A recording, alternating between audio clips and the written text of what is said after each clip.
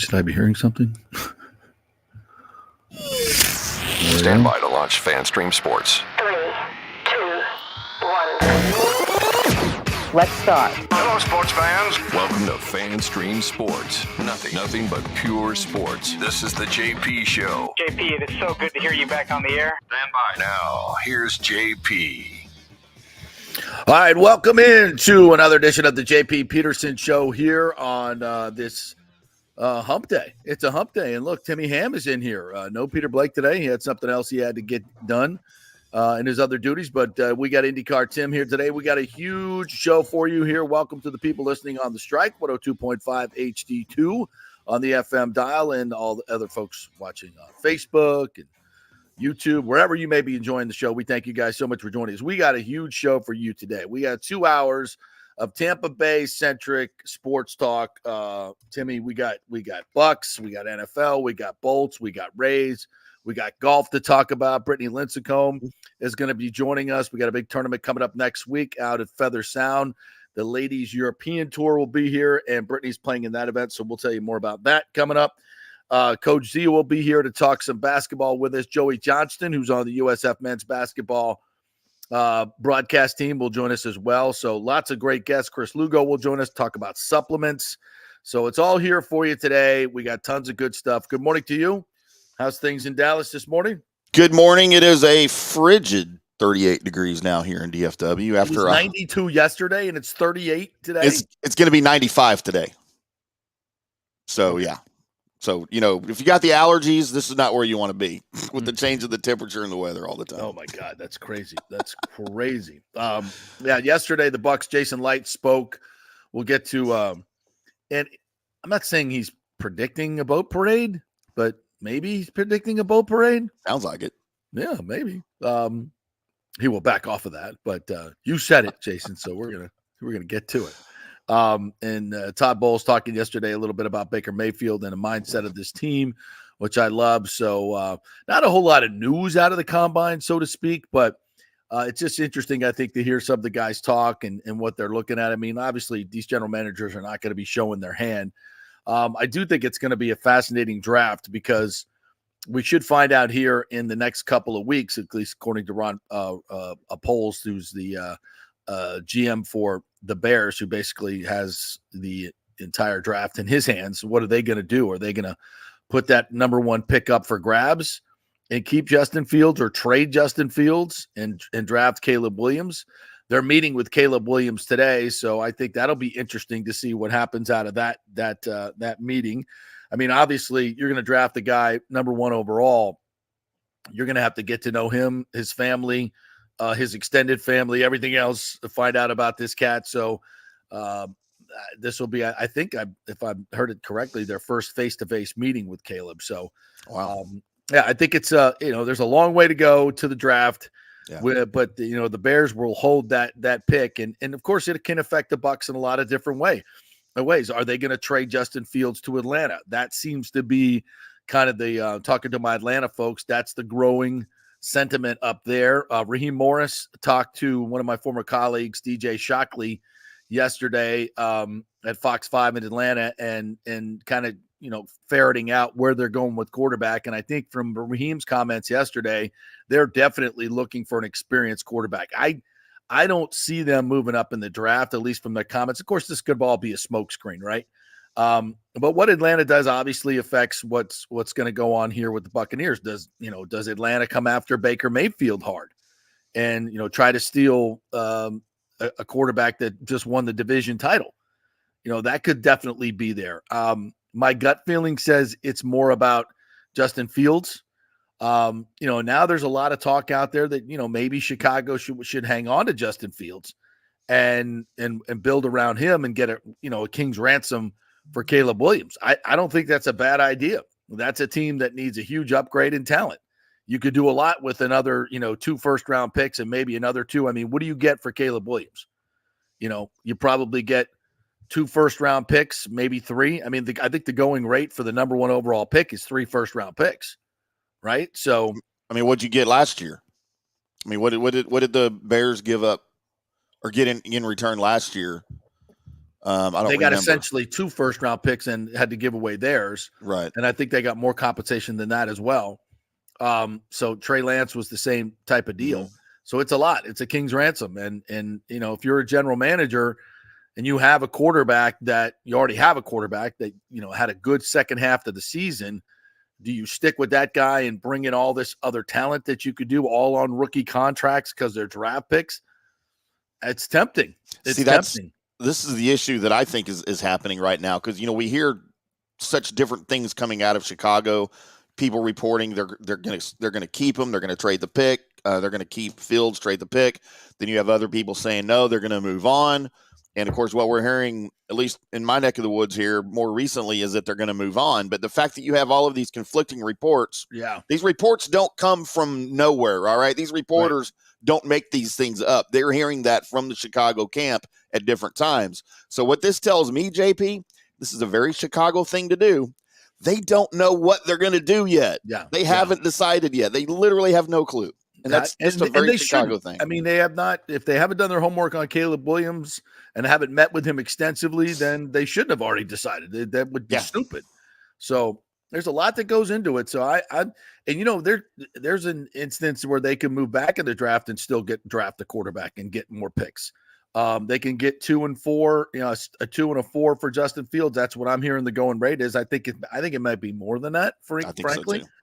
So because I think there's going to be more suitors for him. Because you look at it, the Raiders need a quarterback, the Steelers need a quarterback, the Falcons need a quarterback, the Bucs need a quarterback. They don't have one. I mean, it's widely believed that they're going to bring Baker back, and I think they will.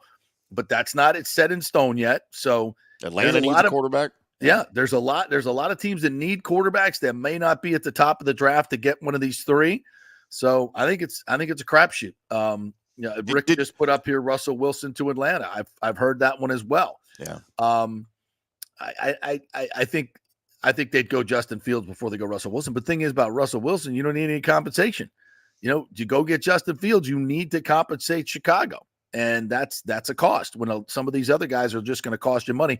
And Justin's still under his rookie contract, but eventually if he works out like you want him to, he's going to cost you money too. Right. And it's, so it's I think it's fascinating. So we'll get into that a little bit. I wanted to also kind of start because we got Joey Johnson coming up at 10:15. So I want to get to this early on in the show. I guess this was on December 24th. There was an op-ed in that the Times put out. Interestingly, they put it out on Christmas Eve, basically detailing from a couple of Raymond James financial analysts, guys that are very adept in looking at these large urban development deals and looking into the numbers. I mean, they do this for a living. This is when they have investment firms that come in and say, we want to do like Heinz, we want to do this development. What are the numbers worth? What are the numbers telling you? So these are guys that know a hell of a lot more about the numbers than we do. And I thought it was very interesting, their op-ed, because what they put out there was startling to me, because you remember when the Rays first came out with their with this deal, they said, this was going to cost the city $450 million in public funds, and the Rays were going to pay the other half plus overages. That was the simple message that was out there. And of course, I laughed heartily, like, yeah, that's not even close to what it's going to cost. So a further, the Times looked into this, and a further look into it from their level put the cost at about $1.3 billion in public money for the entire redevelopment. But these analysts had a different take, and this is some of the stuff that we've talked about, but I think it puts it in a more striking numbers. And I want to read some of these things. They said there were 3 strikes that overall in the deal that really are red flags to the city of St. Petersburg. And by the way, the number that they came up with, we're going to get to her, $2.4 billion. $2.4 billion to build a baseball stadium and the redevelopment in terms of public money. And here's what they said, the 3 main points. St. Petersburg is taking on significant new debt to pay for the portion of the stadium construction costs and related infrastructure, $704 million, including interest. That's, by the way, that's 3 times their yearly collection of property taxes. Think about that. $704 million. The 22 prime acres near downtown used for the stadium won't pay property taxes for at least 30 years. Think about that. The Rays aren't paying any property taxes on the stadium acreage. That cost to the city $411 million. That's real money. You know, you it's not an outlay of cost, right? But if you did anything else with that acreage and you're the city, you let other developers come in, you're going to make $411 million in tax revenue. You get zero with the Rays Stadium, zero in tax revenue. They also estimated the 86-acre gas plant site is worth $700 million today.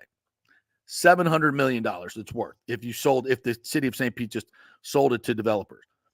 And St. Petersburg is losing most of that value in tying up 22 acres for the stadium. Remember, no property taxes for the decades, and giving the remainder 64 acres to the Rays Hines Group for $155 million. Oh my God. A $700 million asset that they're giving to the Rays and the Hines Group for $155 million. That's $545 million gone. Strike three.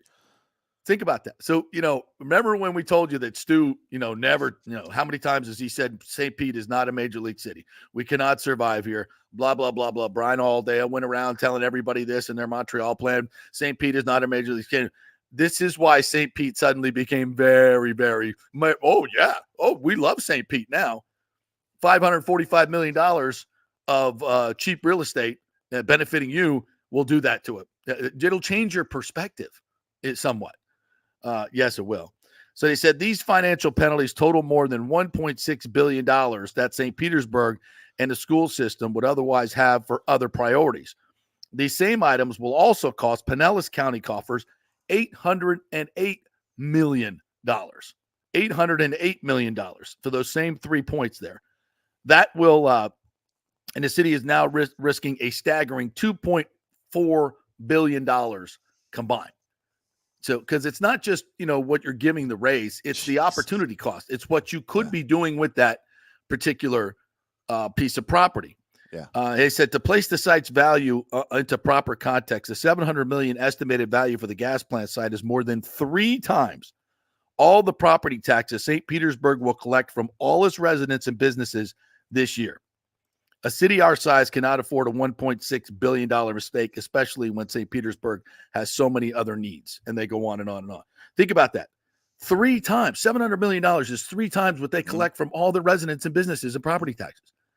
The folks, St. Petersburg, just flat out can't afford this. They can't afford to pay for it. They'll bankrupt the city.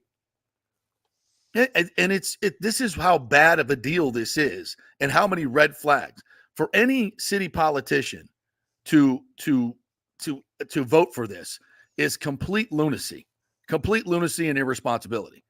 The way this deal is done, and the mayor has completely overextended himself here, and this whole fiasco. And this is why Rick Kreisman and every other mayor that's come before him would not do a deal with the Rays, because they weren't going to bend over and give him everything they wanted. And that's why Tampa didn't get the deal done, because as Ken Hagan said, it's not as upfront money as you get in St. Petersburg, this boondoggle that they have in St. Petersburg. Right. It's a fair deal where they will actually make more money over the life of the deal than they will up front. It's a fair deal. And people say Tampa doesn't have any money. No, Tampa's not going to write a blank check to Stu Sternberg for $2.4 billion to do the deal. They're not going to do that. And St. Petersburg shouldn't do it either. Nobody should do it.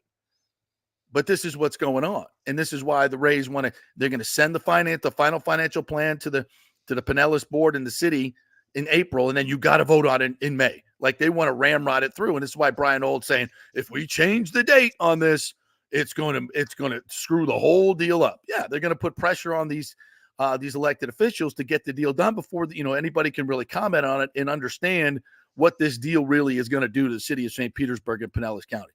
It's a disaster. And what's even worse is, what are you getting for it? You're getting a failed location. It's not going to work. So I put up a poll if you guys want to vote on Twitter, on my personal Twitter at FanstreamJP. Vote on it, comment on it. We'll get back to it in a little bit. All right, we'll take a quick break. When we come back, Joey Johnson's going to join us, USF men's basketball radio analyst. He's also covering the Rays today, so we'll talk a little Rays baseball with Joey, longtime Tampa Tribune colleague of mine. So he will join us. We're brought to you by the Jeeves Law Group. Anything you need, folks, in the legal realm, the Jeeves Law Group can handle it, especially if it's an accident or your car has been totaled or you have some issues at work or with an insurance company. The Jeeves Law Group, JEEVES lawgroup.com. Back in 3. Stay with us. JP here for my friends at your local Synovus Bank, and I do mean friends, and I do mean local. One of the local managers in Tampa is John Acosta, big fan of the show, and I've known him for over 40 years. He's been in local banking since 1983. You talk about developing relationships. You don't stick around for that long unless you're doing things the right way and have a great reputation, and that's the focus company-wide at Synovus. Big enough to handle any complex international transaction, but small enough to answer the phone when you have an urgent question about your business or personal account. And for personal accounts, they have a very easy app that works great. You can do everything online. And for large or small businesses, you will get that personal touch and services to help build your business, taking your dreams and aspirations from the whiteboard to reality. We can make that happen. Let us show you how. For a Get Acquainted meeting to open a business or personal account, just call John or go to synovus.com to find out where your local branch is. All right, this is for all you guys who don't want to go to the gym and do 5,000 crunches. At Bay Area Modern Medical Center, you can get on the new True Body machine where you can reduce fat and tone up your muscle. It's like doing 54,000 crunches in just 15 minutes. Define your body as you see fit. True Body offers personalized muscle stimulation that delivers the equivalent of those 54,000 crunches in just 15 minutes. Just get in touch with them at Bay Area Modern Medical Center, BAMMC.com. Chris, Lugo, and the team over there will set you up on True Body and get amazing results. Non-invasive with comfortable and little to no pain and zero downtime. You can isolate and target those areas that you want to improve and treat multiple areas simultaneously. It's an amazing machine, so check it out at Bay Area Modern Medical Center, BAMMC.com. JP here for the Geddes Gordon Real Estate Group and our good friend Jane Geddes. Folks, simply put, there is nobody like Jane. Jane is a former LPGA two-time major championship winner. She was also vice president of talent relations at WWE.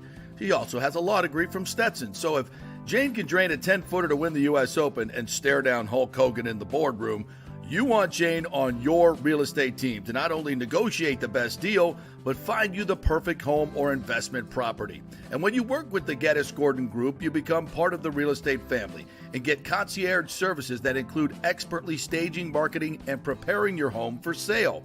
Advice on golf properties. Hey, you might even get some golf tips. Many of their clients become friends long after the sale or purchase is completed. It's all part of the deal. So if you're looking for that perfect home or investment property or trying to get top dollar for your home, go with Jane Geddes and the Geddes Gordon Group because there's nobody like Jane. Call 813-485-6808 or go to geddesgordon.kw.com. That's GEDDES Gordon.kw.com or call 813-485-6808. Let's go. Right now. Back to the show on FanStream Sports. All right, welcome back to the JP Peterson Show here on this Hump Day as we roll through. And we're going to talk a little college basketball with our old friend Joey Johnston, from my old colleague from the Tampa Tribune, now doing men's basketball radio work for USF and covering many other things. Doing a little Rays beat today. What's up, Joey? How are you? How you doing, JP? Beautiful day for baseball. Also a good day to talk college basketball. We finally have something to talk about here in Tampa with the USF team. I know, right? So are you in Dunedin today for a little Rays action? Yeah, I'm in Dunedin. The Rays are back in the area for a little afternoon game here at TD Ballpark. So Ryan Pepio will pitch for the Rays, the guy that was involved in the Glasnow trade. So I think everybody will really be interested how he does today. Yeah, absolutely. And man, it's that Dunedin Park and that whole area there, that's just one of the great spring training setups, right? I mean, the old ballpark, yeah, it's really nice. Yeah, it really is carved into a neighborhood. I'm looking out beyond left field, and there's an elementary school. The kids are out at recess running around kicking the ball. It's just awesome. It's just like a throwback to when we grew up in Florida. This is the way it was. Spring training was all about. Yeah, that's a really one of the fun parks to see, and there should be a great crowd there today. Fun stuff. I'm a little jealous with that, especially with the weather. It's a beautiful day. All right, let's talk some men's USF basketball. They finally got into the top 25, well deserved. I was not at the game this past Sunday, but I was at the previous, and the atmosphere, boy, it has absolutely been electric there. Tell me a little bit about the win over SMU, which was a little weird when you get out rebounded like they did on the offensive glass. Tell me about that game. Yeah, the stats were really, really off kilter. It was a strange kind of game, but what it boiled down to, and this is what we've seen for 2 months now, is whatever the circumstances, USF just seems to find a way to win the game. Yeah. They're a winning team. As Alex Golish, the football coach, says, winners win.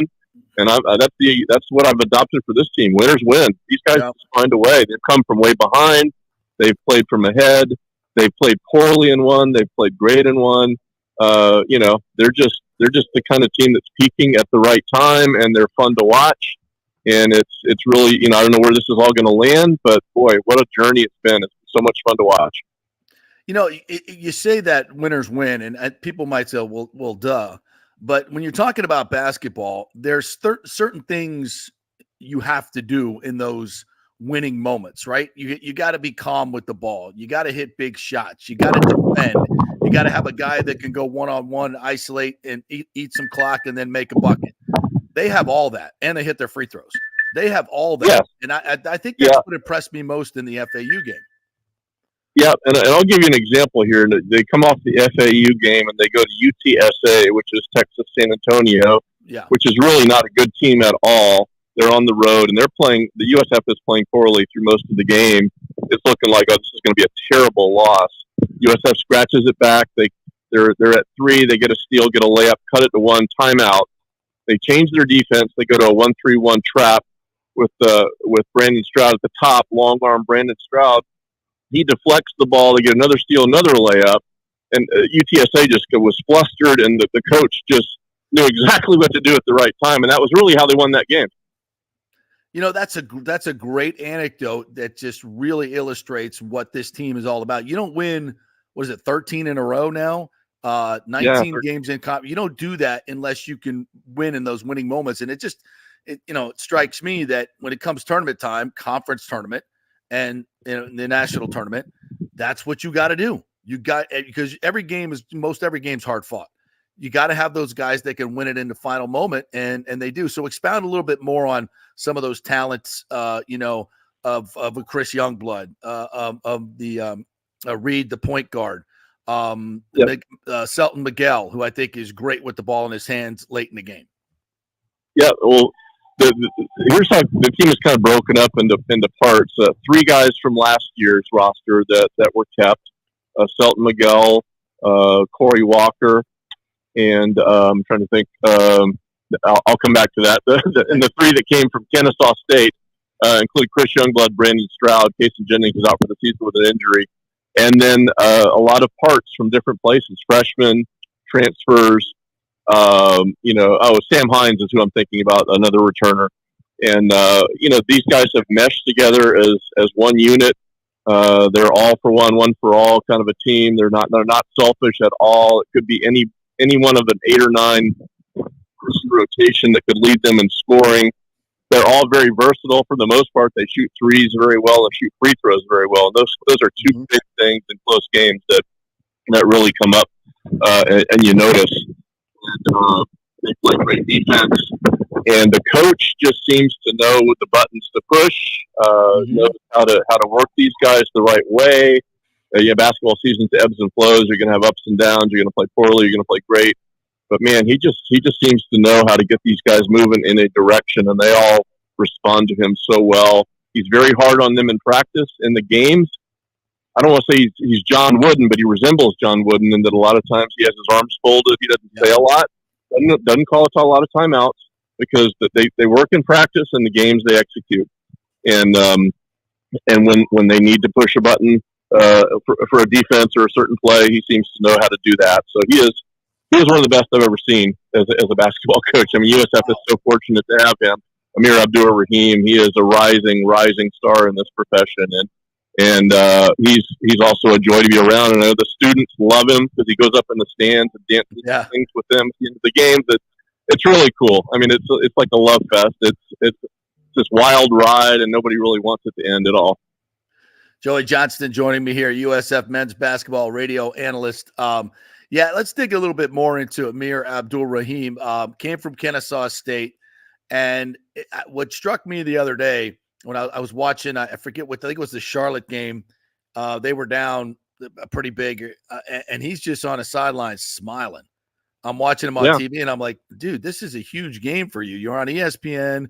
It's, prime time, blah, blah, blah. Your program's on the rise, and you guys are getting thumped, and you're just like chilling on a sideline. I'm like, what's going on with this dude? And just like you said, and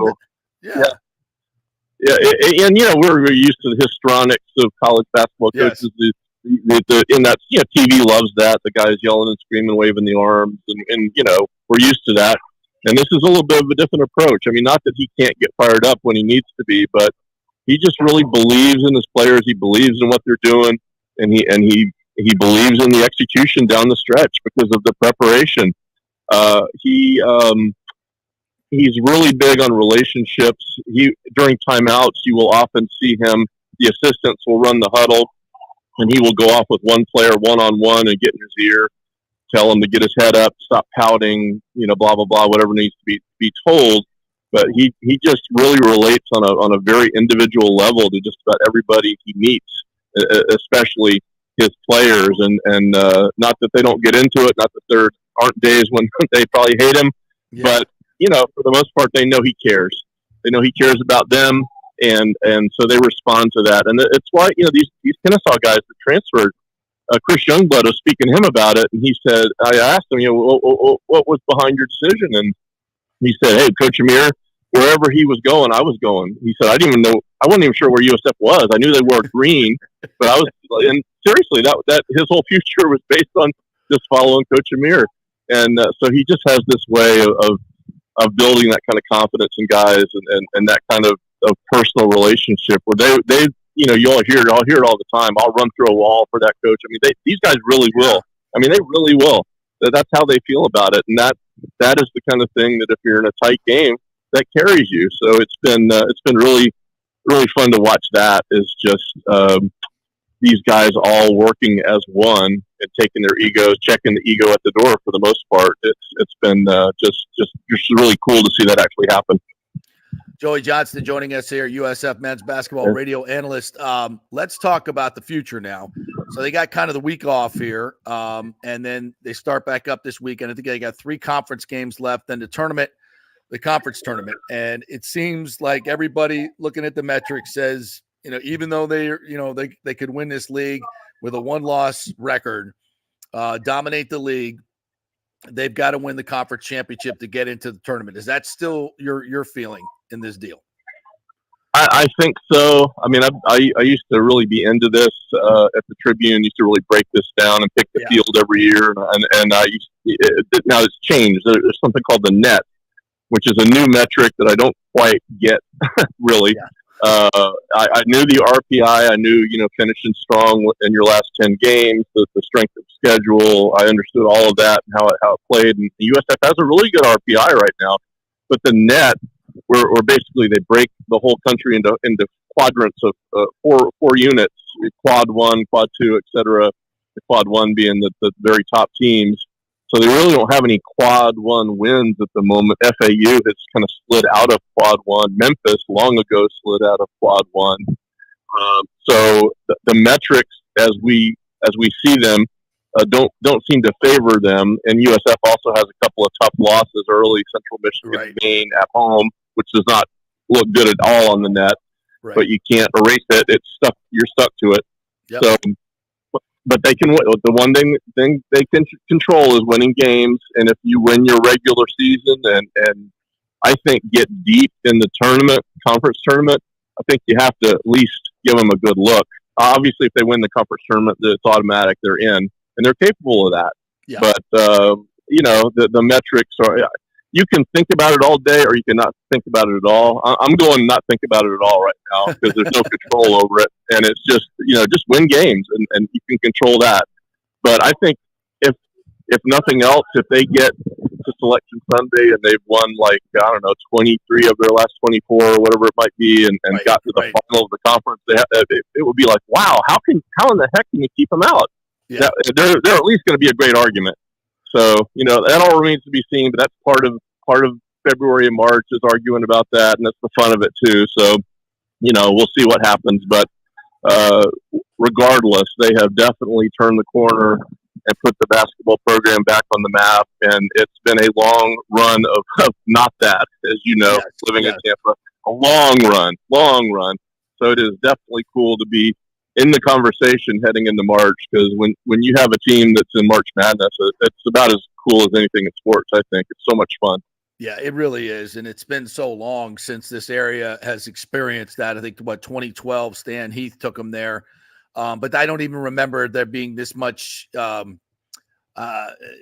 fanfare about it. I mean, the community has responded. There's no question about it. Yeah. 2 straight sellouts. Do we have any more? I think we have one more home game. I think it's like a Tuesday night or something. Yep, Tuesday night, and I think they're close to opening the 3rd level. That could possibly be a sellout, which would be amazing on a Tuesday night. Yeah.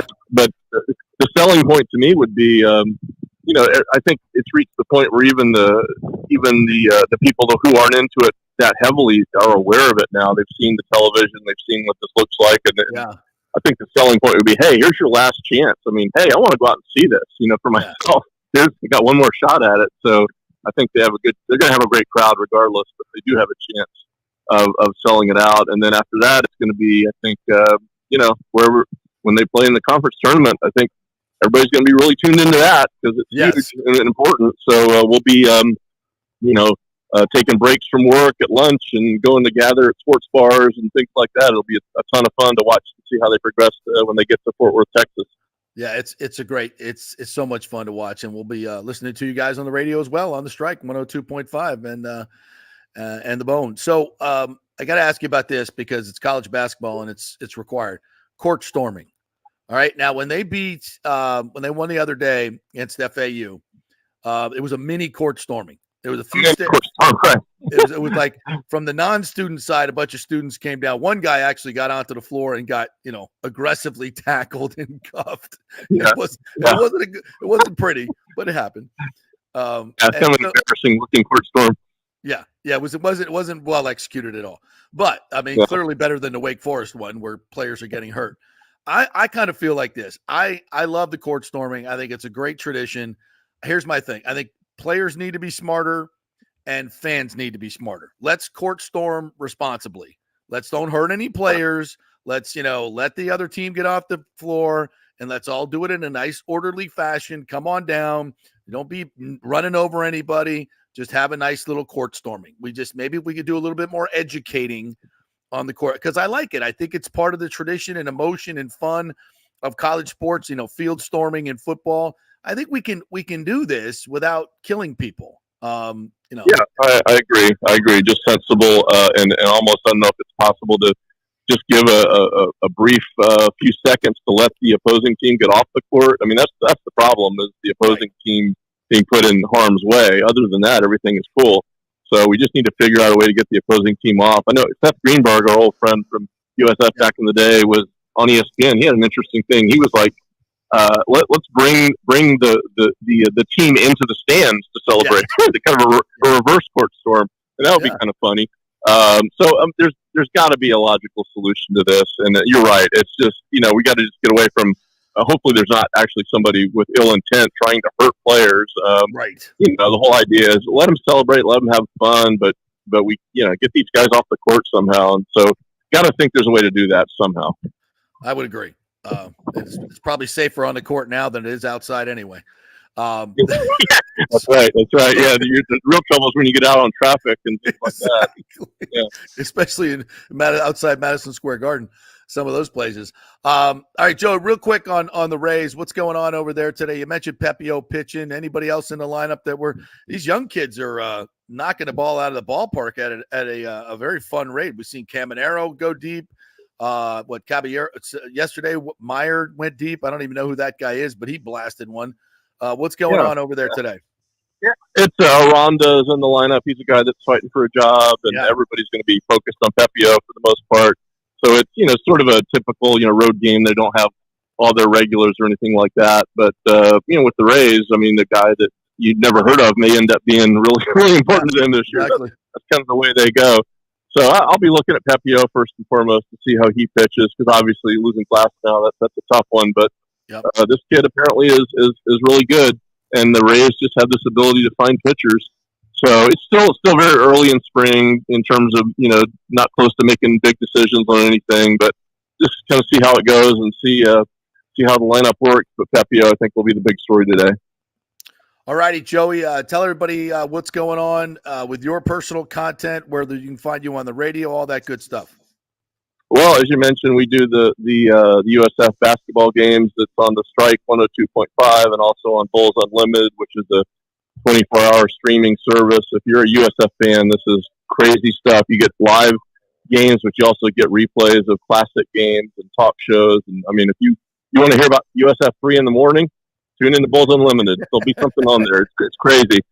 There's that, and then my Twitter is at Joey Johnston 813. So, I'm bouncing around all over the sports map like I usually do, but a lot of emphasis on USF. And actually, as you know, there's a lot of good stuff to talk about at USF this year. It's been one heck of a athletic year between the football and the men's basketball. So I know the fans are just loving this. They have been walking through a desert for a long time, and finally they see the water. So it's good stuff. Yeah, maybe a move to a Power 4 conference to come soon. We shall see. Yeah, well, we still obviously you can't ignore Tampa. You can't ignore USF. I mean, they have a lot to offer, and if they can win, football and men's basketball. Let's not kid ourselves. That's where this is all about. You've got to have those programs winning. The other sports are great, but doesn't move the needle. You need football and men's basketball, and finally, those sports are moving the needle. So, hey, I think USF's back in the conversation. Absolutely. Joey, thank you so much for your time. Appreciate it. Enjoy the game today. That's going to be fun. All right. Thanks so much, JD. Thanks. We'll be reading his stuff on MLB.com for the Rays if you want to check that out. How dare you say men's basketball and men's football are the most important? How dare you say that? I mean, it's the truth, folks. Right? Yeah. So what? That doesn't matter anymore. Talking in terms of revenue, I mean, come on. Of course. Well, and if you're a fan of the other sports, always keep in mind, those two sports are paying for the sports you're a fan of. Those sports don't make any money. And they're supported, their travel, their incredible coaching staffs and travel and equipment and facilities are all funded by those other two ones. So you don't dislike it when those are good and they're getting attention. You say, yay, that's awesome, because the more attention they get, the more money they make, the more it trickles down to my men's rowing team, my women's volleyball team, my golf team. So always remember that those are the golden gooses, and don't ever take your eye off that ball. And I'm glad you asked him about the court storming, because that's why I popped back on. I wanted to bring that up with him, but I know that's kind of an isolated incident, the Duke Wake Forest thing, because I've been watching college basketball for 30 years, and I can't remember another incident where we had players in, and I'm sure it's happened, I just don't know about it, but this isn't like something that's new, but I also see the need to address it before it becomes a huge issue, right? Because they're serving alcohol, in these arenas, and kids that are of age are in there drinking, and then you're going to run on the court. So it's going to be super hard to police, although I do think it needs to be, right? I think you need to somehow regulate it. Number one, I don't know how you could possibly do that. You can't have policemen lined up on court side, holding people back until the players are off the court. Why not? Why not? How many policemen is that going to take? As many as it would take to keep them off the court in general. Well, no, I agree. I agree with that. If you don't have any presence, it's going to happen anyway. So you have to have some presence. Right. It's interesting because when I was at the game the other day, I was watching this very carefully. I was watching like the whole buildup, and I'm like, okay, let me see how they're doing this. And they ring, where the student section was, they had probably double the amount of police. And then on the other side, there was probably 5 or 6 that were on that side. And then the side of the courts, there's seats and everything, so it's hard to get over. So the flow comes from the two ends of the court. Sure. And so, it's interesting because they did let some students on. There was probably 200, 100 students that kind of coalesced around the USF players. One kid ran on, and I don't know why he got picked out of the group, but maybe he pissed off a cop, and the cop ran after him, and they literally tackled him at the other end. And just, 5 guys on top of them. It seemed a little excessive, but whatever. It is what it is. You come on the court, you get what you get. Yeah, yeah. In general, though, Tim, I'm over safe. Like, when were we ever given the right of safety? Like, when are we ever? If we want to legislate like injury and possible accident, it seems like that's what we're trying to do in our society. Yeah. Oh, there's a 0.0009 chance that you could die from COVID. Lock it down. Lock it down. Get everybody out of the schools. But those kids have a 0.0003 chance. Slap it in. We got to get everybody out. Right. And it's just everything. It kind of stems from that. It's like, oh, one guy knocked knees with a fan. Oh, and he had to be carried off the floor.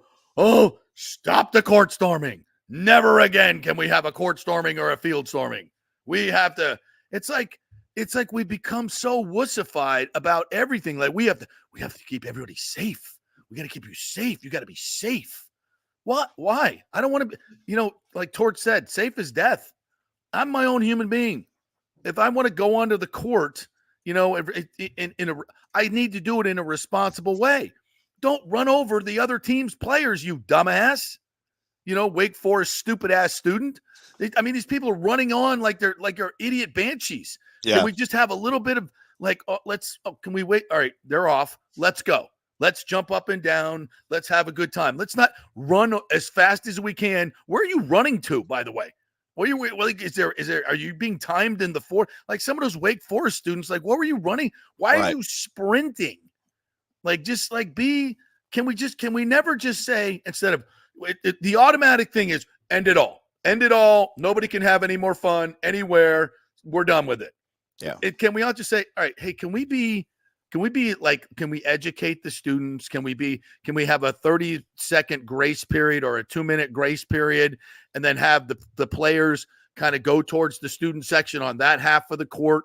We can do this, people. We don't just have to say no more court storming, because I'm so tired of these knee-jerk reactions every time one person gets hurt or something happens when, as you said, for 35 years, we've been storming courts. Yep. Some dude got his knee knocked because of an idiot fan. Okay. Let's just not, the immediate reaction is end it all. Why does that have to be the reaction? Why can't we just be better? Again, you know what? We say it all the time, JP, on this show. You and I address it. It's the culture that we live in today. Just cancel it. We don't like it. Cancel it. It's wrong. Just cancel it.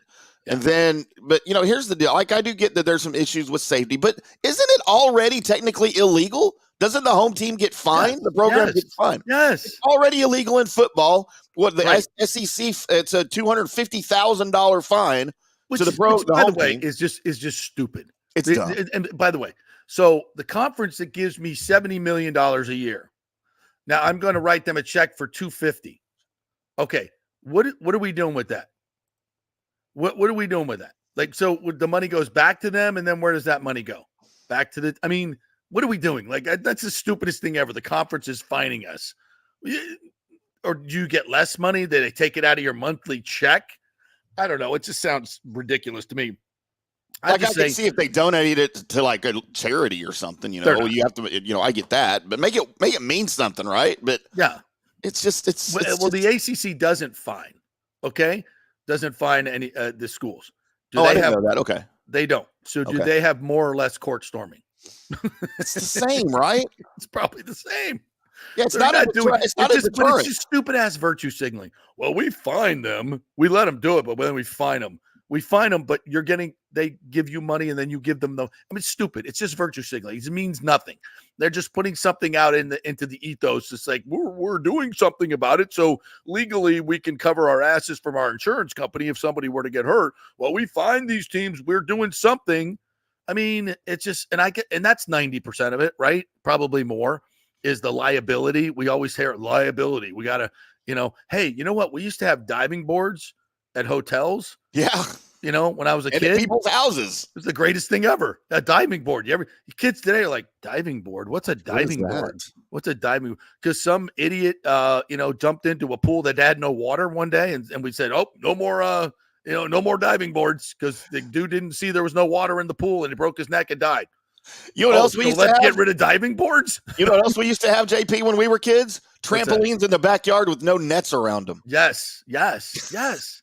I'm like, what people is say, that? well, people got hurt. Yeah, they got hurt because they're dumbasses. Because they're idiots. That same person was probably going to walk in front of a bus next week. Yeah. So we had to get rid of diving boards. It's natural selection.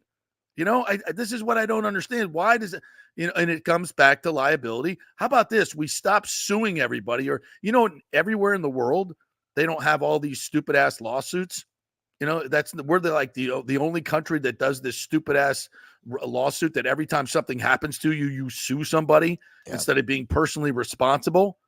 I remember when we were kids, we heard about the hot coffee, the McDonald's one. That was the first one, right? Yep. And that was like, what? They're doing what? And I think it's an urban myth, by the way. I think I read something where it never actually, or the guy never got the money or something like that. But yeah, that was the first one. It's like somebody spilled hot coffee, sued McDonald's, and got like $2 million. Right. I'm like, because the coffee was too hot. And that's when they had to start putting on the cups, caution, hot. Yeah. Really? You think? That's speaking of McDonald's, that's why they had to get rid of their playgrounds. Because kids were getting hurt and people were suing McDonald's, and McDonald's could no longer afford the insurance in their facilities for the playground. If you notice, there's no new McDonald's with playgrounds. That's exactly my point. Oh my God. Think of all the kids that are getting robbed of going down the hamburger slide. Oh my gosh. The grimace wheel. I mean, you think how the kids today don't. This is why they're on their phones, because they can't go down the hamburger slide. Talking about right now. Yes, this is why they got nothing else to do. Because now you're going to get sued for the stuff they look at on there too. So, oh my gosh, freaking world we live in, bro. I don't understand people. I don't get it. But seriously, this court storming thing is a perfect example of that. Yep. Like let's address the stupidity instead of just ending it. For once, it's part of the college experience, is it not? Yes, it is. And by the way, the field storming thing, we're going to get rid of that. There's no way. You can't. Yeah. You can never stop. What about when they carried the goalpost out? Yeah. What about it? That was freaking awesome in Tennessee when they did. It's like, can't stop that either. How the hell they get that out of the stadium? That's what I always wonder. Like, how do you take it apart? Where you going with that? Put it in my apartment. You're what? Where you going with that? Somebody got a saw outside. They're going to start cutting it up, and everybody gets a piece, or what are we doing with that? Oh God. Anyway, all right, we got to hit a break. We're over it. What are we doing here? Again. All right, we'll take a quick break, and we'll come back on the other side. We got Coach Z coming up. We'll ask him about court storming as well. We'll talk to Brittany Lincicome. The Aramco team event is coming up next week at Feather Sound. Lexi Thompson's going to be here. Brittany Lincicome is going to play. I was out there playing this week. The place looks fantastic. Got to get out there and watch that. Khris Lugo is going to join us to talk about supplements. A lot more coming your way. We're going to get back to the Bucs, by the way. We got to get to the Bolts, and that collapse last night. So much more coming your way. Quick break, 3 minutes. Stay with us. JP here for the Jeeves Law Group, Jeeves. Call for a free case evaluation, 888-9-JEEVES. That's 888-9-JEEVES. We're local, we're trusted. The law firm brings over 80 years of combined legal experience focusing on clients in Tampa Bay, the state of Florida, and national class action cases. If you're injured, get that free case evaluation, no cost to you. The Jeeves Law Group's focus is on auto, truck, and motorcycle accidents, as well as class action and consumer protection law. Scott Jeeves is a board-certified civil trial lawyer and a certified circuit court mediator practicing in the Tampa Bay area for over 30 years. You hear him on the show all the time. Great guy, big Gator fan, and great for the community. The G's Law Group is a highly skilled team with years of experience that will apply their skills, expertise, and knowledge to assist individuals who have been in an accident with compensation for damages, lost wages, medical expenses, pain and suffering, and property damage. Get that free case evaluation, 888-9-GEEVES. That's 888-9-JEEVES. JP here for my good friends at Italiano Insurance, and they did it again. Once again, Italiano Insurance stepping up with the best customer service. I was in a bind. My old insurance company, my auto insurance, jacked up my rates, so I called Charity at Italiano Insurance, and she stayed till 9:30 at night until she got my insurance done. And guess what? She searched all these companies for me. I didn't do the work. She did. Saved me $1,000 on my annual premium. $1,000, folks. That's real money. And that's what you get at Italiano Insurance. Great customer service. And here's another note for you, by the way, with hurricane season up. 40% of people in Florida are underinsured. That means if you have something happen during a hurricane and you need replacement costs, you're going to get 40% less than you deserve. Can't let that happen. Call the folks at Italiano Insurance and get them to help you out in both those regards. They will save you money and keep you insured properly. That's 813-877-7799. Great folks in the community, been doing it for over 60 years. Italiano Insurance, 813-877-7799. Start the new year with a new diamond from the Gold and Diamond Source. It's still engagement season. Where better to get that special ring than the Gold and Diamond Source? Of course, I just got mine there. I'm engaged. You should do the same thing. Let's go. Gold and Diamond Source has the largest selection of engagement rings in the country. A literal jewelry superstore with 30 times the inventory of any normal jeweler. And if you have a loved one or a special person in your life who has a birthday this month, maybe you have an anniversary coming up, you can get 15% off the January birthstone, which is garnet, as in garnet and gold for all your Seminoles. Celebrate that mythical national championship. And it's the Gold and Diamond Source's 40th anniversary. For the past 40 years, they have taken pride in offering only natural diamonds formed over billions of years from the Earth's incredible forces. And gold prices are at an all-time high. Now's your chance to turn your jewelry box into a cash machine. It's the perfect time to trade in your broken or unworn pieces for something new and stunning. It's the Gold and Diamond Source, 3800 Ulmerton Road, always online at thegoldendiamondsource.com. Let's go. Right now, back to the show on FanStream Sports. All right, welcome back to the JP Peterson Show, brought to you by the great folks at Synovus Bank. My good friend John Acosta over there, one of the managers, been in the local banking industry since 1983. Man, that dude's old to me. But that's what they got over there. Tons of folks that have worked in the local banking industry for decades and decades. They know the local area. They know local business, so they'll help you with your local business. If you're looking for a new bank, maybe you don't like the way you've been treated, Synovus Bank is the way to go. They treat you right. It's a big bank with a little bank feel. So go to Synovus.com, find out a branch near you. Head on in there. Tell them JP told you to come over and say hello to John Acosta. Big Seminole. All right, welcome back. I'm going to jump into some of the comments here in a second after we get to the Bolts last night, a 6-2 loss to Philadelphia. Weird game, Timmy. The lights went out. Transformer blew near the Wells Fargo Center, so they had to play with the emergency lights on, like you couldn't see. Right. Like the I think it was the net that the Lightning were shooting at was a little bit more dim than the other one. It was kind of a weird situation that they kept playing. So they played on. Surprised they kept going, to be honest. Yeah, I was too. But they get and they get to the third period tied at 1, and evidently Vasy's vision was affected by the lights going out or something, because it was a meltdown.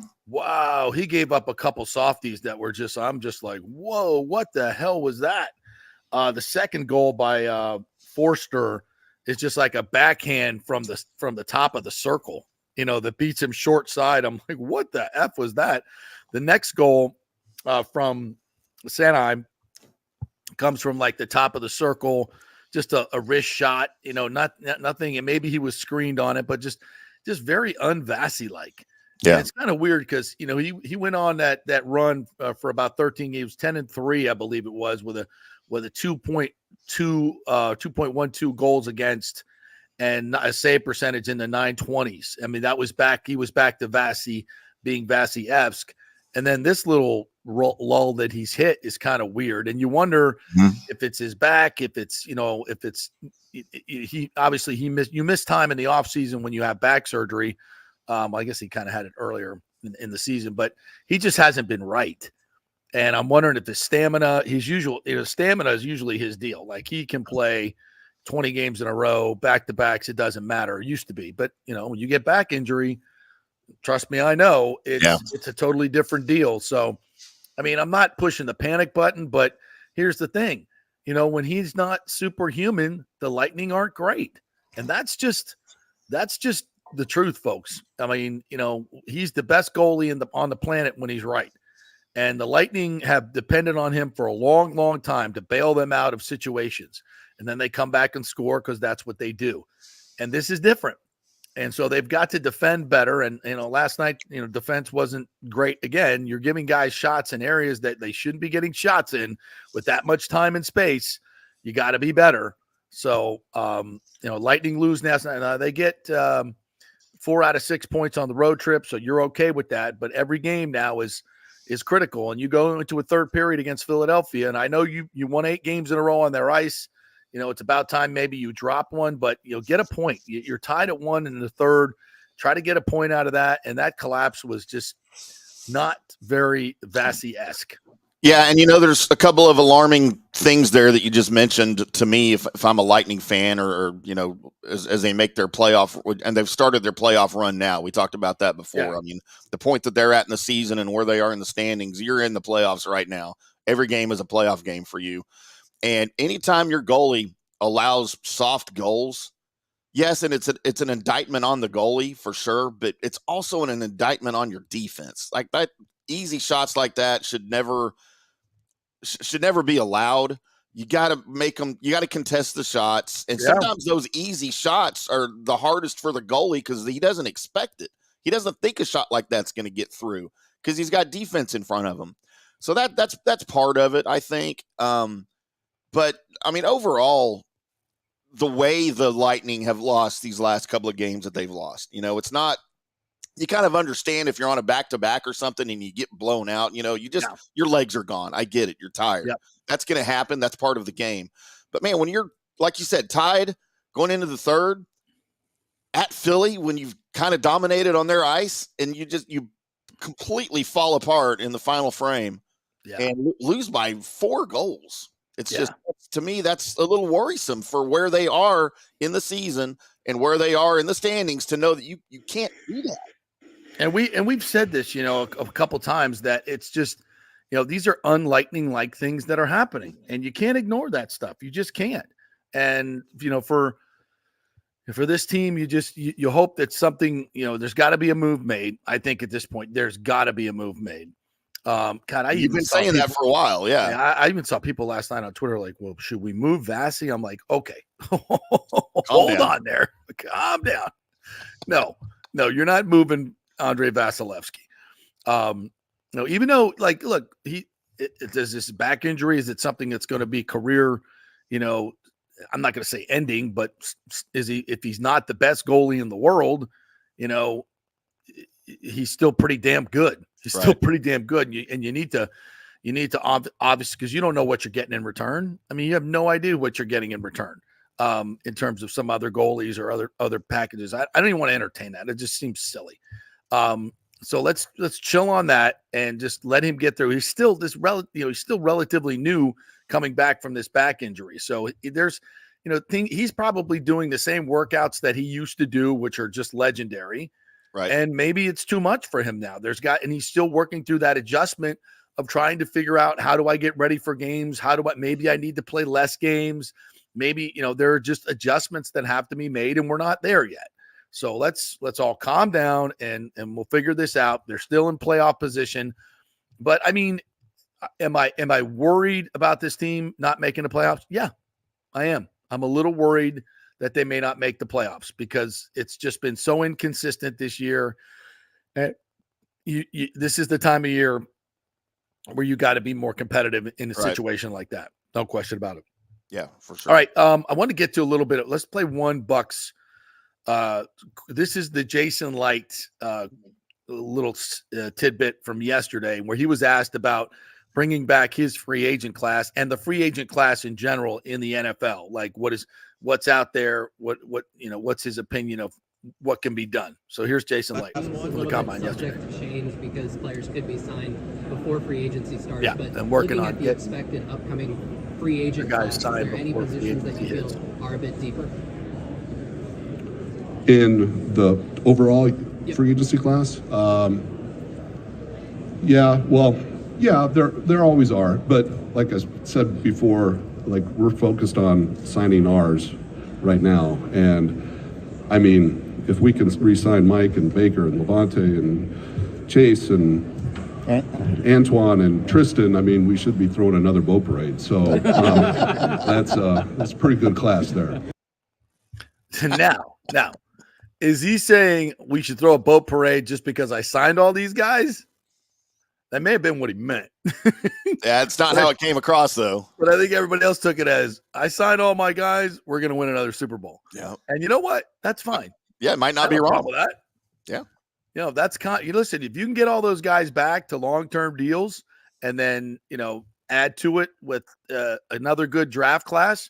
Well, yeah, I think the Bucs are the only NFC team to go to the playoffs 4 straight years. Now that could be a blessing and it could be a curse. It could be saying your window's closing. But when I look at this team, I see too many good young players and veteran players that still have some tread left on the tires. So, I mean, look, every year is different. And if you're the Buccaneers, you say, we bring back all our free agents, which I think they will. I think they have, as I said yesterday on Twitter, when you add the 30 to 35 million more, the cap's going up and the 45 that they had and the restructures available, you're looking at about, $85, $90 million of cap room to work with for Mike Greenberg, who's the cap guru. At that point, as Mike always says, I can get it done. It's just a matter of how much you want to put, towards the future. And the cap's going up every year. Yeah. So if the Bucs don't re-sign any of their players, it's because somebody completely overpaid for one of their guys. And I mean completely overpaid. And that particular person is chasing money, which I don't think any of these guys are, by the way. I don't think any of these guys are chasing the biggest contract. Some guys get into it and it's like, dude, it's $1 more than the Bucs are offering. I'm going. Yeah. None of these guys I would put in that category. I don't see that from anybody. Every one of these guys wants to be here. And that's a credit to Jason Licht and everybody in the organization, Brian Ford, the Glazers, and everybody who have created an atmosphere and a culture, and Todd Bowles, that guys want to play here. They want to play here. They like the vibe. They like the quarterback. They like the administration. They like the coaching staff. It's not that way everywhere, folks. It's not. I would probably say there's maybe 12 to 15 teams that I would put that in that category. The rest are in disarray or just not in that positive culture. So credit to Jason Licht for captaining that ship and getting us to this point. Now you got money. Go sign your guys, get a draft class, and you got a quarterback. Let's go. Why not us? Why not us at this point, right? I mean, look where you ended the season and how you ended the season and who it was against. Right. You're top 8. You're right. You're right there, man. You get a couple of breaks. Maybe Baker doesn't throw one interception this year, and next year he'll be his second season, assuming he's here again. He'll be in his second season in the system, and the system shouldn't change that much. Nope. And he's got other guys built around him now, and that offensive line's playing better. Dude, anything's possible. Exactly. And the Bucs, like if somebody asked me today, right now, who's going to go farther in the playoffs, in the NFC playoffs next year, Tampa or Dallas? I'm putting my money on freaking Tampa, all right? Wow. There you go, folks. There it is. Right. There it is. That says a lot about the Cowboys and a lot about the Bucs. All right, quick break. When we come back, Coach Z's going to join us. We're going to get his thoughts on court storming and some of the other things going on around college basketball. We hit USF. We'll hit a little bit of that with him as well. We get to the other schools and talk some hoops with Coach Z. Brittany Lincicome coming up. Khris Lugo, big second hour coming your way. Stay with us. This is The Strike. 1025 WHPT, HD2 Sarasota, Tampa, St. Pete. JP here for the Jeeves Law Group, Jeeves. Call for a free case evaluation, 888-9-JEEVES. That's 888-9-JEEVES. We're local, we're trusted. The law firm brings over 80 years of combined legal experience focusing on clients in Tampa Bay, the state of Florida, and national class action cases. If you're injured, get that free case evaluation, no cost to you. The Jeeves Law Group's focus is on auto, truck, and motorcycle accidents, as well as class action and consumer protection law. Scott Jeeves is a board-certified civil trial lawyer and a certified circuit court mediator practicing in the Tampa Bay area for over 30 years. You hear him on the show all the time. Great guy, big Gator fan, and great for the community. The Jeeves Law Group is a highly skilled team with years of experience that will apply their skills, expertise, and knowledge to assist individuals who have been in an accident with compensation for damages, lost wages, medical expenses, pain and suffering, and property damage. Get that free case evaluation, 888-9-JEEVES. That's 888-9-JEEVES. JP here for the Geddes Gordon Real Estate Group and our good friend Jane Geddes. Folks, simply put, there is nobody like Jane. Jane is a former LPGA two-time major championship winner. She was also vice president of talent relations at WWE. She also has a law degree from Stetson. So if Jane can drain a 10-footer to win the U.S. Open and stare down Hulk Hogan in the boardroom, you want Jane on your real estate team to not only negotiate the best deal, but find you the perfect home or investment property. And when you work with the Geddes Gordon Group, you become part of the real estate family and get concierge services that include expertly staging, marketing, and preparing your home for sale. Advice on golf properties. Hey, you might even get some golf tips. Many of their clients become friends long after the sale or purchase is completed. It's all part of the deal. So if you're looking for that perfect home or investment property or trying to get top dollar for your home, go with Jane Geddes and the Geddes Gordon Group because there's nobody like Jane. Call 813-485-6808 or go to geddesgordon.kw.com. That's GEDDES Gordon.kw.com or call 813-485-6808. JP here for my good friends at Italiano Insurance, and they did it again. Once again, Italiano Insurance stepping up with the best customer service. I was in a bind. My old insurance company, my auto insurance, jacked up my rates, so I called Charity at Italiano Insurance, and she stayed till 9:30 at night until she got my insurance done. And guess what? She searched all these companies for me. I didn't do the work. She did. Saved me $1,000 on my annual premium. $1,000, folks. That's real money. And that's what you get at Italiano Insurance. Great customer service. And here's another note for you, by the way, with hurricane season up. 40% of people in Florida are underinsured. That means if you have something happen during a hurricane and you need replacement costs, you're going to get 40% less than you deserve. Can't let that happen. Call the folks at Italiano Insurance and get them to help you out in both those regards. They will save you money and keep you insured properly. That's 813-877-7799. Great folks in the community, been doing it for over 60 years. Italiano Insurance, 813-877-7799. Let's go! Right now, back to the show on FanStream Sports. All right, welcome back to the JP Peterson Show here. Fun show today. Got a lot of great guests, more to come, and a lot of interesting topics. That's what we do each and every day here, brought to you by the good folks at Italiano Insurance. My good friend Charity over there, great customer service, folks. She has helped me out. I've had a claim on my car recently, and she's done all the paperwork, done all the hanging on the phone line. Get them to do your work, folks. 813-877-7799, and they'll save you money by shopping your insurance around to a lot of different companies. It's a win-win. 813-877-7799. All right, let's bring in my good friend, Coach David Zimroth, former USF, FSU, Georgia assistant coach, coached in the tournament, knows what March Madness is all about. What's up, Coach Z? How you doing, buddy? Doing great, JB. Looking forward to talking to you guys today. Yeah, we got a lot of great topics to get into. We had Joey Johnston on earlier, your buddy, calls USF. Yeah, good man. Yeah, he's a great man. Love Joey. And we were talking about, and you and I have discussed this before. I don't get your thoughts on it again, more from an X's and O's standpoint, because you're great at this. End of games. Like, right, this is what it's all about this time, March Madness, end of game situations. And I think this is why USF has been so good and won so many games, and they've won them in every different fashion. So take us in the huddle, last 3 minutes, up 3, down 3, whatever it is. What are you telling your players, and why is USF so good in these situations?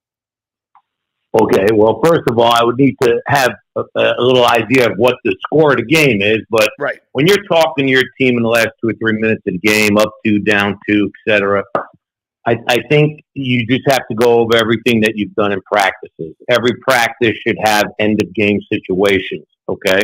Yep. You know, where you put a certain amount of time on the clock, you have the ball down 2, you don't have the ball down 1, X amount of time. And those are the things that you've got to, go back to, repetition on game-ending situations. Secondly, I think a coach has to be really, really calm in those situations, which I'm confident, Amir Abdurrahim has presented them with that type of, aura. Those kids are calm at the end of games. He's calm throughout the game. They know what they have to do. And guys, let's just do what we do every day in practice. That's what you have to do. I think putting in a bunch of new things right there in the spur of the moment, those things can all get, discombobulated, and, you got to stick with what you know. And like I said, you have to be doing these things every day in practice. Yeah. And when it comes to the personnel that USF has specifically, Z, you've got, first of all, they hit their free throws. Man, they are really good free throw shooting team, especially very good free throws. Yeah, that's huge, obviously. But they're also, I just find their demeanor at the end of games is so good. They're not, you've seen it, right? You've seen guys panic, right? Yeah. They don't seem to have guys like that, or at least they're not on the floor when they're out there. Yeah. I think 2 games that really stick out where that group of kids, not the coaches so much, because I think the coaches had a belief in these guys. Yeah. But there are 2 games that these kids can, look back on and say, this is where our season changed. Mm-hmm. The first game was Florida State on a neutral site, where they basically just dominated the game tap to finish. And I think after that game, if I was a player, I'd say, we just beat an ACC team. They were no threat during the game. We dominated every aspect from, tap to finish. Then the game at Memphis. And this is something nobody talks about a lot, when they're talking about the different things that could have changed the season around. But they beat Memphis down whatever they were, 22, 23 in the second half. They beat a team that was on a 10-game winning streak that was ranked number 10 in the country. And that is a difficult – it wasn't like Memphis playing the way they're playing now. They were playing at a high level. People were talking about them being a potential.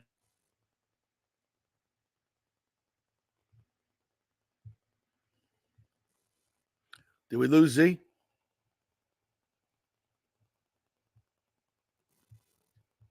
We may have. Oh, there he is. Questioning their own ability because they went on a tailspin. So I think those are the 2 games where those kids look back and say, anything we face going forward, if we were able to do this, we can deal with any situation. Coach Z joining us here, David Zimroth, former USF, FSU, and Georgia assistant coach. All right, so take me into this situation where USF is in right now. They've locked up the regular season league. They're probably going to have to win the. Can you hear me, JP? Yeah, I got you. Can you hear me? Yeah, Coach Z, JP has kind of got a bad internet connection. Now we think we got him back here. Okay. There you are. Everybody good? I heard the question. All right, cool.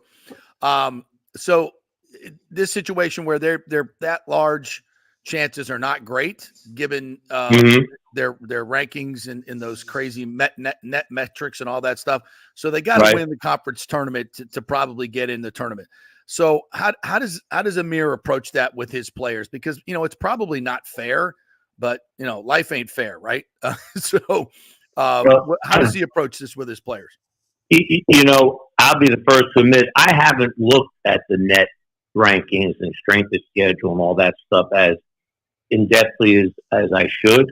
because I've been so enamored with their run Yeah. and how they've done this year that I'm just one of those eye test guys. They are an NCAA tournament team. Yeah. They are good enough to be in that tournament. They are good enough to make a run in that tournament. They are good enough to do some things that, you know, would not shock people anymore, but they could do well. But on the other side, when you have these situations that the net is such an important criteria, you know, strength of schedule, etc., they have their work cut out for them, which it's sad, but it's just the facts. I don't agree with it, but if you look at it and you look at the numbers, you look at the games they have, that remaining. None of those games remaining help their net. Right. It might even hurt their net. Yeah. So they've got to win these three. They've got to win the regular season title, which they're going to win. And then I don't want to say this. They need to win the tournament. Now, how does Amir Abdurrahim approach that? I don't think he talks about anything ahead of them. I think he keeps it very, today is the day we have to concern ourselves with. Right. And I think that team, they all are on Twitter. They all check this stuff. They know what's going on. Nothing has affected them. I'm not so sure they cannot do what FAU did last year. FAU was the same conversation. Better win the tournament. They were like 23-1 in their league. I mean, it was ridiculous. They had like 30 wins. And they still had to win their conference tournament according to the experts per se. Wow. They won in a difficult fashion. They might have won in the last minute of the game against UAB, whatever it was, right. And they go on a Final Four run. I'm not talking about USF going on a Final Four run, but there's no reason they can't do what FAU did last year. But they're doing it. They're having that kind of run right now. Can you imagine? Because nobody had FAU in the Final Four. You imagine if USF makes a run to the Final Four? Oh, wow. Here's another thing, and I told, everybody this weeks ago. The fact that their league doesn't have any ranked teams or quad one teams is hurting USF. Yeah. So they can't even look at quad one record. They haven't played a quad one team. So that criteria is out. You know what I'm saying? And they have two bad quad four losses, which even though they were at a time where he was getting used to the new roster and the roster was getting used to him, he just took the job basically. Yeah, exactly. And basically that's being held against them with this criteria. So, here's another thing. I was reading an article the other day, and it kind of dovetails with what happened to Florida State in football.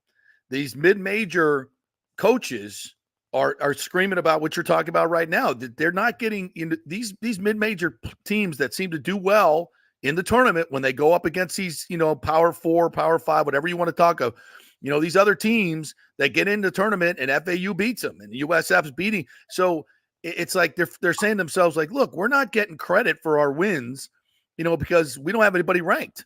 Well, shouldn't this team be ranked? Shouldn't this team be ranked? Shouldn't this team be ranked? Because that's all just kind of arbitrary. We got teams with, that are, quote, blue bloods that have 8-9 losses. They're ranked.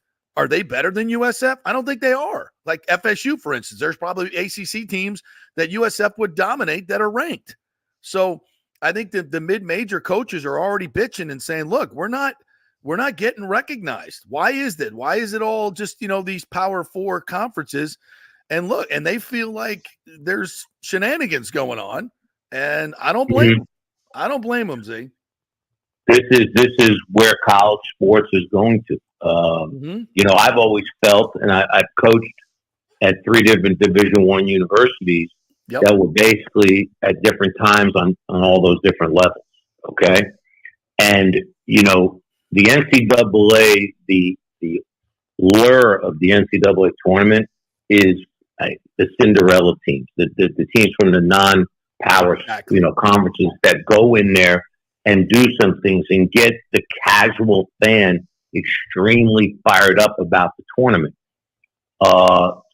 And I think the longer it goes the way you're talking about, the less that stuff's going to happen. And they're never going to lose their, the fans that love the tournament. People love the tournament, but boy, when you get one of those FAU type teams in there George Mason from a bunch of years ago. Florida Gulf Coast. The Loyola Chicago run. I mean, that's what gets people just absolutely crazy. Yeah. Yeah, and that's a shame. And that's why, I think they need to give some of these other teams, this league should have more than one tournament team in the tournament, in my opinion. I think FAU and USF definitely deserve to go from this league. I think they're both tournament teams, no question about it, but it's probably not going to happen, and that's not good for the game. All right, I got to get your thoughts on court storming. This is the big topic in college basketball. I just went on a tirade about, look, let's don't knee-jerk reaction and end it all. Let's just do it better. Let's be responsible from the fans' end and from the players' end, from the school's end. Let's come up with some tweaks to this and not just end it blanketly. What are your thoughts? I'm not like all these other guys you see on TV, on Twitter with all the different solutions. I don't have a solution. Okay. I don't know if there is a solution. People talk about fine. People talk about arresting, giving them citations. If you watched what the Wake Forest Duke game, if you watched the end of that game or any tape, video on that ending, there was no way that any security was going to stop those students. Right. The amount, you're talking 1,500 students were on that court in 5 seconds. Okay? Right. How many security people could you possibly have? Okay? What I think is going to happen, and then there's people, it is the fabric of our collegiate landscape. People storm fields, they storm the courts, the fans love. Look, I get it. I was involved once in my career with a court storming at North Carolina. We lost a 22-point lead, and those fans were on the court so fast you didn't know what was going on. It's scary. It's scary if you're not expecting it. I think what's going to eventually happen is coaches are going to tell their kids, you feel threatened, you feel like you can't get to that locker room without running someone over, you're going to have to run them over. Yeah. Me personally, I wouldn't go near a 6'10", 300-pound kid in fear. So some of these students need to educate themselves on how badly they can get hurt. Yeah. Okay. Yeah. People talk about the players getting hurt. A player can hurt a student or fan 10 times worse. Okay. Yeah. So that's another thing that's eventually going to happen, JP. It's going to eventually happen. And but in terms of solutions, you can continue fining. What was the old thing in football? You tear down the goalpost and there's a fine. So they make $5 million a weekend.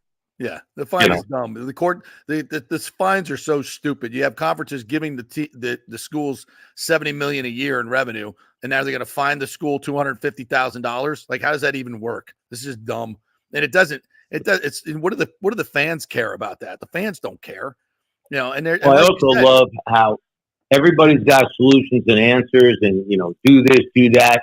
I heard a couple of guys get on, the presidents of the universities, and then the university itself should be embarrassed.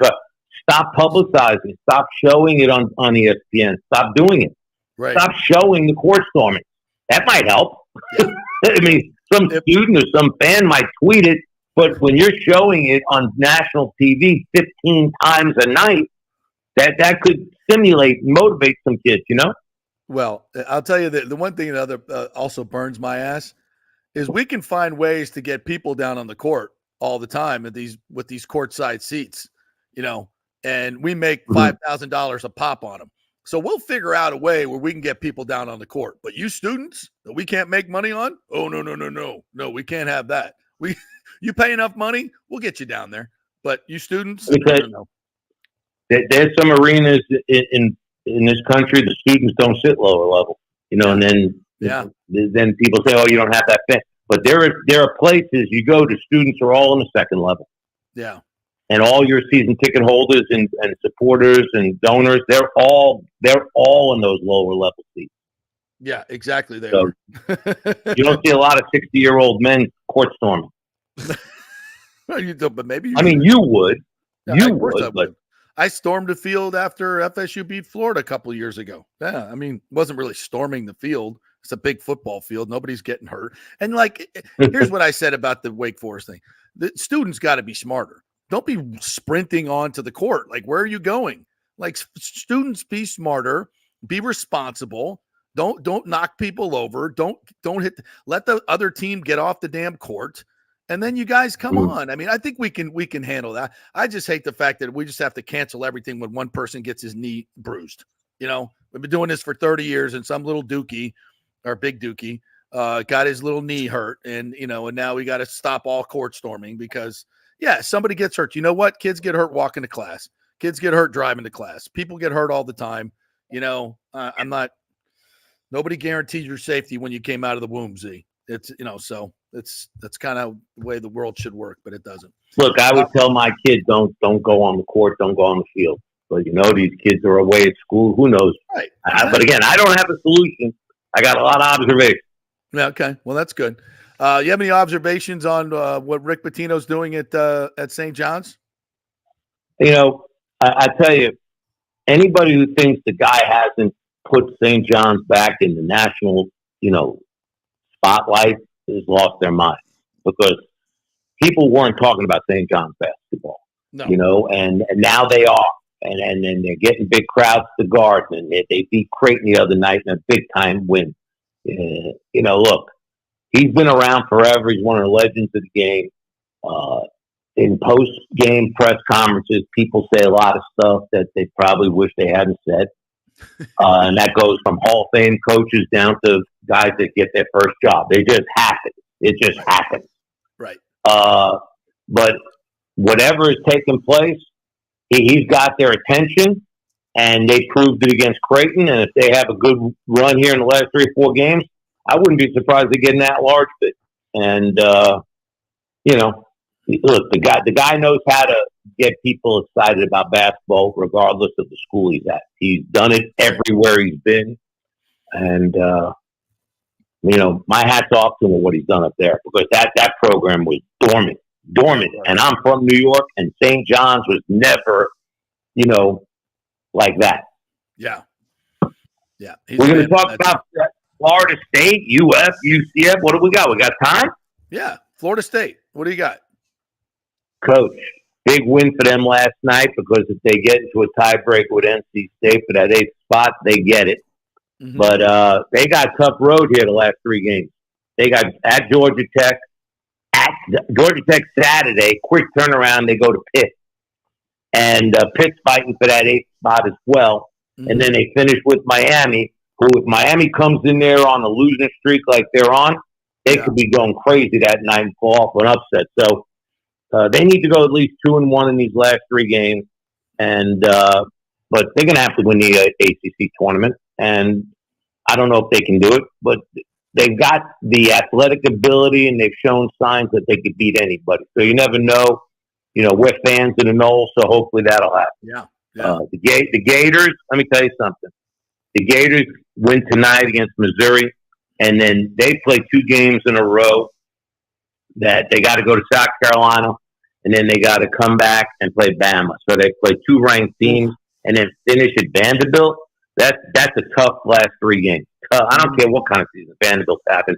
That arena is the most difficult place to coach in America, in my opinion. And then, but they're in the tournament. They're just playing for seed now. And then I'll tell you what, UCF, you talk about tough finishes. You talk about a team that's got to go to their last 4 games at Oklahoma State. Then they have Iowa State. Then they come home and play the number 1 ranked team in the country, Houston, and then finish at TCU. You can't ask for a tough last 4 games. Yeah, welcome to the Big 12. Welcome to the Big 12. It's ridiculous. Don't be surprised those teams beating each other up all year, that maybe some of those teams don't make the run that everyone thinks they're going to make in the NCAA tournament. Wouldn't shock me one bit. All right, it's going to be fun to watch down. This is when it gets really, really good, Z. So we'll look forward to chatting with you each and every Wednesday. And if you folks out there have a youngster that wants to learn the game, Coach Z is the best in the game. He's available here in this area to work with your kids. He's put out a lot of kids that have gotten college scholarships. So if you want somebody to work with your kid to learn a game, he is the man. How do they get in touch with you, Z? Zimroth at brighthouse.com. And this weekend, we're working on court storming. Staying safe. We're going to, right after ball handling drills, we're going to do a little court storm and see if these kids can get out of the gym. Yeah. All right. Yeah, we're going to have the parents. We're going to have the parents run out on the court, and the kids got to get out to the parking lot before they get on the court. I love it. No stone left unturned at the Z basketball camps. Absolutely. Hey, best of luck to Berkeley Prep today. They play 3:00 in the state semis in Lakeland. I'll be at the game. Nice. Hoping my friend Ronaldo Garcia and his squad can win this game and get to the championship. Who are they playing? Riviera Prep out of Miami. Okay. For sure, yeah, Miami. Yeah. So, tough game. I think they're the defending state champions, if I'm not mistaken. All right. Good luck to Berkeley. Go get them. All right, Z, thanks, buddy. Appreciate it. All right, we'll take a quick break. Thank you. When we come back, Brittany Lincicome is going to join us, LPGA major champion, playing in the Aramco Team Series event that's coming up next week at Feather Sound. So we'll chat with her, see what's going on in her world and the world of the LPGA. When we come back, we're brought to you by the great folks at the Gold and Diamond Source, folks. If you're in the market for an engagement ring or looking for a watch or have some old jewelry that you want to turn in and get cash for, the Golden Diamond Source is the place to do it. 3800 Omerton Road over there in Clearwater. Julie and Steve Weintraub, great local folks, great benefactors. We keep it all local, right? So if you're looking for a watch or looking for something shiny for a birthday present or graduation present coming up, it's the Golden Diamond Source. All right, we'll be back in 3. Stay with us. JP here for the Geddes Gordon Real Estate Group and our good friend Jane Geddes. Folks, simply put, there is nobody like Jane. Jane is a former LPGA 2-time major championship winner. She was also vice president of talent relations at WWE. She also has a law degree from Stetson. So if Jane can drain a 10-footer to win the U.S. Open and stare down Hulk Hogan in the boardroom, you want Jane on your real estate team to not only negotiate the best deal, but find you the perfect home or investment property. And when you work with the Geddes Gordon Group, you become part of the real estate family and get concierge services that include expertly staging, marketing, and preparing your home for sale. Advice on golf properties. Hey, you might even get some golf tips. Many of their clients become friends long after the sale or purchase is completed. It's all part of the deal. So if you're looking for that perfect home or investment property or trying to get top dollar for your home, go with Jane Geddes and the Geddes Gordon Group because there's nobody like Jane. Call 813-485-6808 or go to geddesgordon.kw.com. That's GEDDES Gordon.kw.com or call 813-485-6808. All right, this is for all you guys who don't want to go to the gym and do 5,000 crunches. At Bay Area Modern Medical Center, you can get on the new True Body machine where you can reduce fat and tone up your muscle. It's like doing 54,000 crunches in just 15 minutes. Define your body as you see fit. True Body offers personalized muscle stimulation that delivers the equivalent of those 54,000 crunches in just 15 minutes. Just get in touch with them at Bay Area Modern Medical Center, BAMMC.com. Khris, Lugo, and the team over there will set you up on True Body and get amazing results. Non-invasive with comfortable and little to no pain and zero downtime. You can isolate and target those areas that you want to improve and treat multiple areas simultaneously. It's an amazing machine, so check it out at Bay Area Modern Medical Center, BAMMC.com. Is getting a home equity line a good idea right now with rates so high? Well, I put that question to my good friend Scott Fitzgerald at American Mortgage Services, and he says it all depends on where you're at financially. Many of us with ridiculous inflation have been charging up those credit cards, right? At 29% interest, hoping to catch up, but that ain't happening. Those interest payments are killing you. So yes, a consolidation loan and tapping into that crazy equity in your house is a great idea. That strategy can drop your monthly nut by thousands of dollars and stop wasting money on those interest payments. Fitz, the mortgage guy, has done thousands of loans for the past 25 years in Tampa Bay. Just did one for a former colleague who was a manager for a big bank mortgage division. He knows Scott is an independent broker and can get him a way better deal than at his own big bank. AMS Tampa has way lower overhead and gives you the savings. So if you're worried about fees and closing costs, have the free consultation with Scott and look at the actual numbers. It may shock you what he can do. Be smart. Stay one step ahead. Email Fitz at scott@amstampa.com, scott@amstampa, or call 813-294-7595. Scott Fitzgerald, MLS 386-722. American Mortgage Services, 1000 North Ashley Drive, Suite 1020, Tampa First. Let's go. Right now, back to the show on FanStream Sports. All right, welcome back to the JP Peterson Show here. We've had tons of great guests today. We really appreciate you guys joining us on 102.5 HD2 on The Strike, or on Twitter and Facebook, wherever you're watching or listening.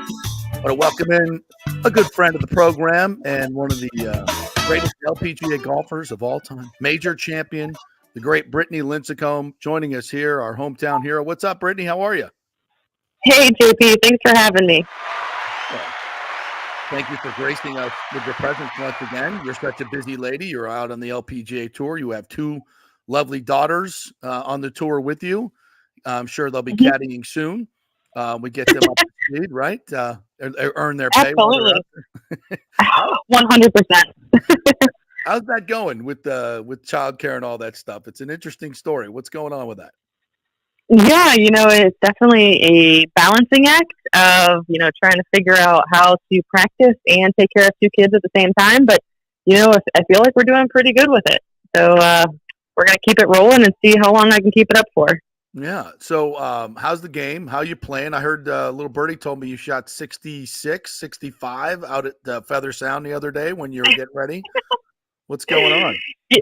Yeah, I just need to channel my inner, just have fun, Brittany, and not the serious, head case that I have become since having kids. But, I went out to Feather the other day, going to play it again this week, trying to get a few rounds under my belt before the tournament, March 8th, 9th, and 10th. And I feel good. The game is good. Putter is coming around, which has been my downfall the last year or so. So, feeling pretty good overall. So what you're telling me is when you're standing over a 7-footer for par, in the back of your mind, you're like, did I change that diaper, or did we give the right formula to the child? Is that what you're thinking? She would probably know if she changed the diaper, JP. I don't think that's a valid concern.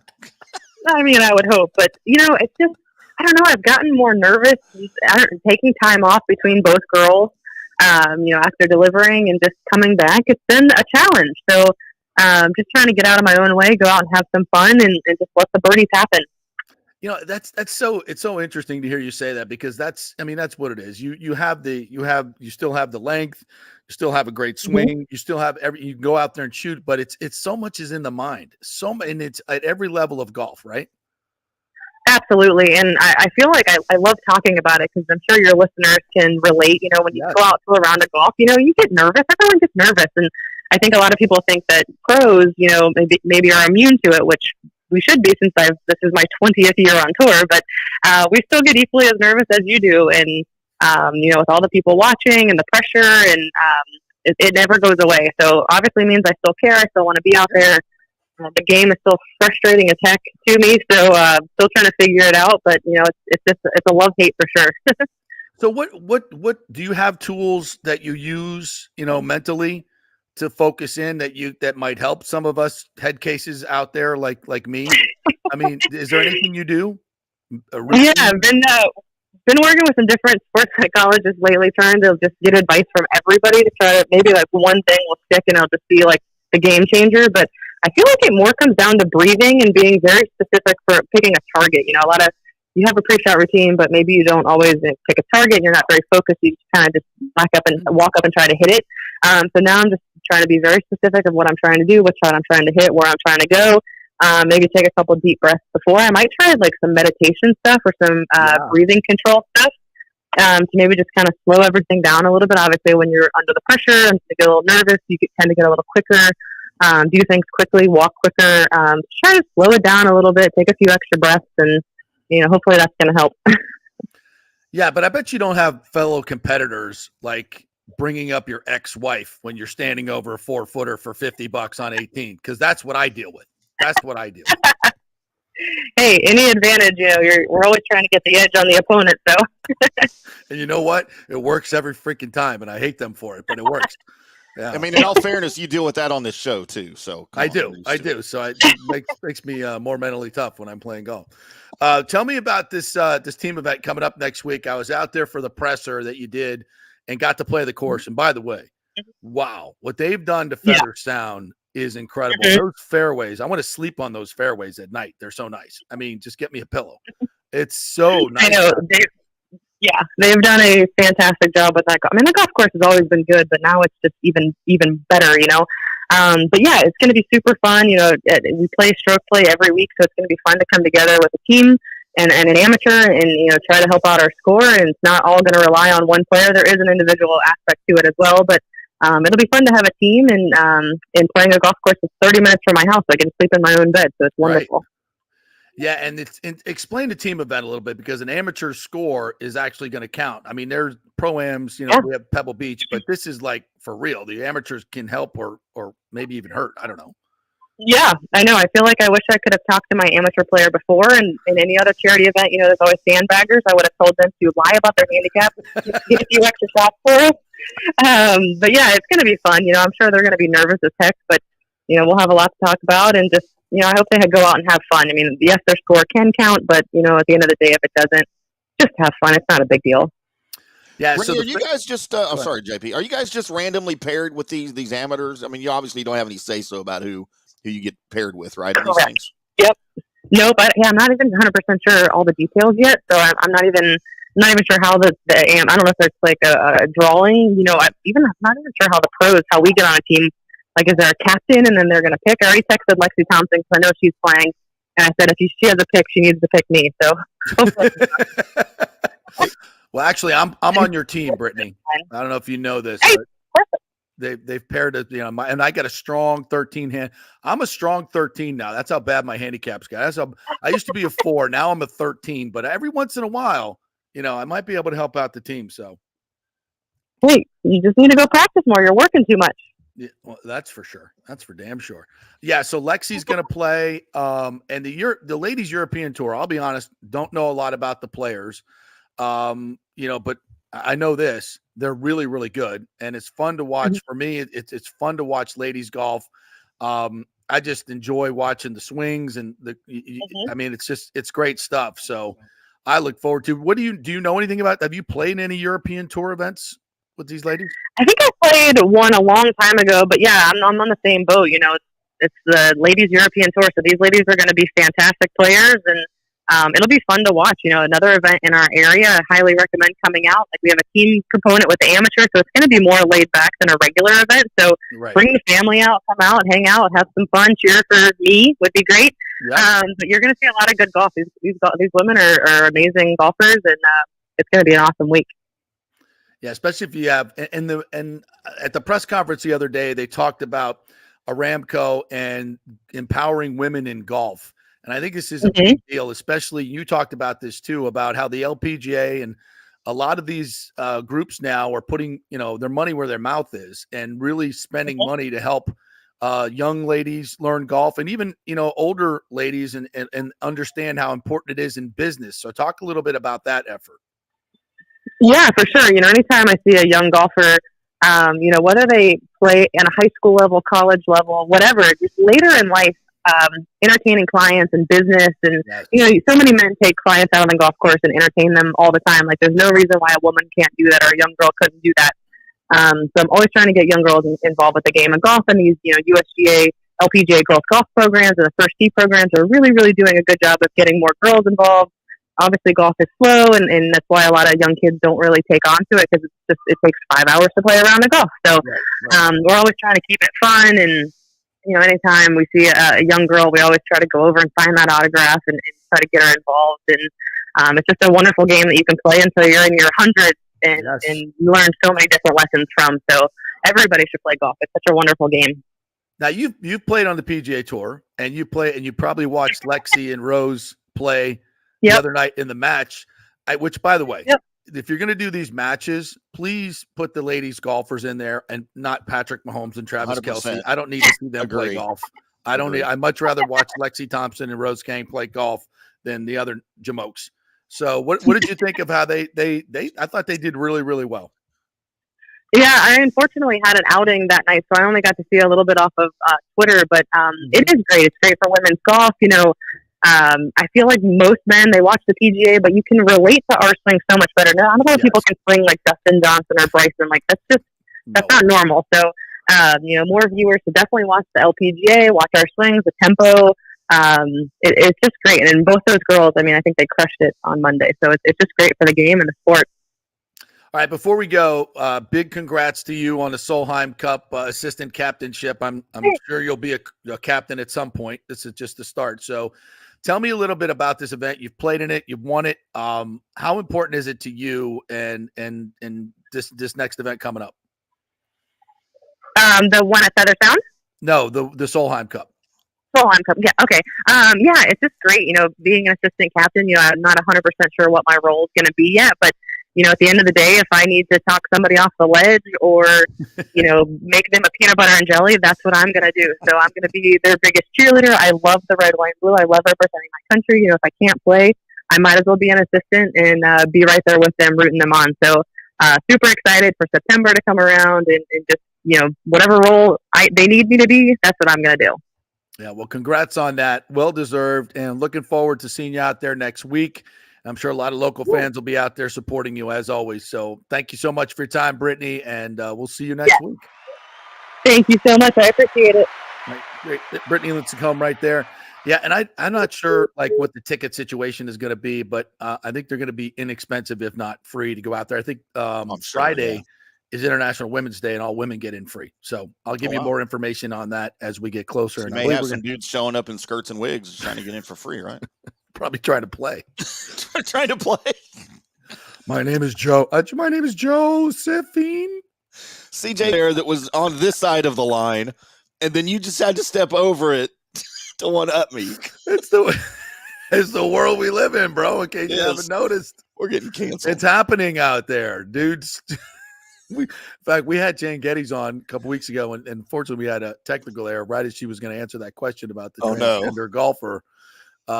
Which of course. You sure it was a technical error, or was it a Nick error? I don't know. It may have been. Yeah, you don't want any of that stuff coming on. No. All right, let's transition into our good friend Khris Lugo from Bay Area Modern Medical Center, who I'm sure is participating in transgender surgeries all the time, or maybe not. Wow. No, I gave that up for Lent. Hey, I hear there's big money in it. There's big money in it. That's what I've been told. We're getting government canceled, money. That's it. Government money in there. Yeah. Nice knowing you guys. I like Brittany's little comment about being a little mindfulness on the course. How about that? Yeah, a little breath work right there over a 7-footer putt. That's a good thing. Yeah, I should take her advice. You should take her advice. Yeah. So when I'm standing over the 5-footer and they start talking about my ex-wife, I should step back, meditate a little bit, and then throw my putter right at him. Attorney, right? Even better. Better your ex-wife than my 3 ex-wives. All right. There you go. They don't have to take. Well, Tim, you obviously didn't learn the first time. It's okay. I just thought I knew everything and I perfected the process. Right? 4th time's a charm. Isn't that the saying? I think that's a you problem. Yeah. Yeah. I don't think Khris has anything he can prescribe you for that type of mental illness that you have there for that. So there's a good comment, but I'm going to leave it be right. No, go right ahead. That's what the show's all about. We're already canceled. Exactly. If we can't be irreverent, then what are we doing here? Right? Jeez. We got to give the people an alternative to ESPN and some of these other corporate media. That's what we're here for, Khris. Come on, you support the show. We are getting a little too corporate. All right, so we want to talk a little bit about supplements today, which is great because I was actually showing my stepson this morning. It's like, this is what happens when you get old. Is I had a handful of supplements that I take. I said, this is what you got to do, and just to stay healthy. And he's like, wow, that's a lot. There's a lot of different colors there too. And I'm like, yeah, that's what we do. Yeah. But let's talk a little bit about supplements and what people should be taking these days. Yeah, so supplements, the reason I think this is a great subject to talk about today is just because there's a boatload of supplement companies out there. Everyone's got their new proprietary blend, this and that. And I get a lot of my young guys in there asking to boost their testosterone. And I just say, sleep. Exercise, sleep. You're going to boost your own natural T that way, not taking some, thing that Frank Thomas and Doug Flutie are pushing out there, but that's beside the point. But, thermogenics is not really. No, it doesn't work, but that's beside the point. So, and if you want to get your still like it too, let's do it. I've had patients do it. It doesn't work. Are you saying Testofen is a lie? Yes, a big lie. Damn it! Damn it! Yeah, sorry. I'm taking that. It's. I had a friend.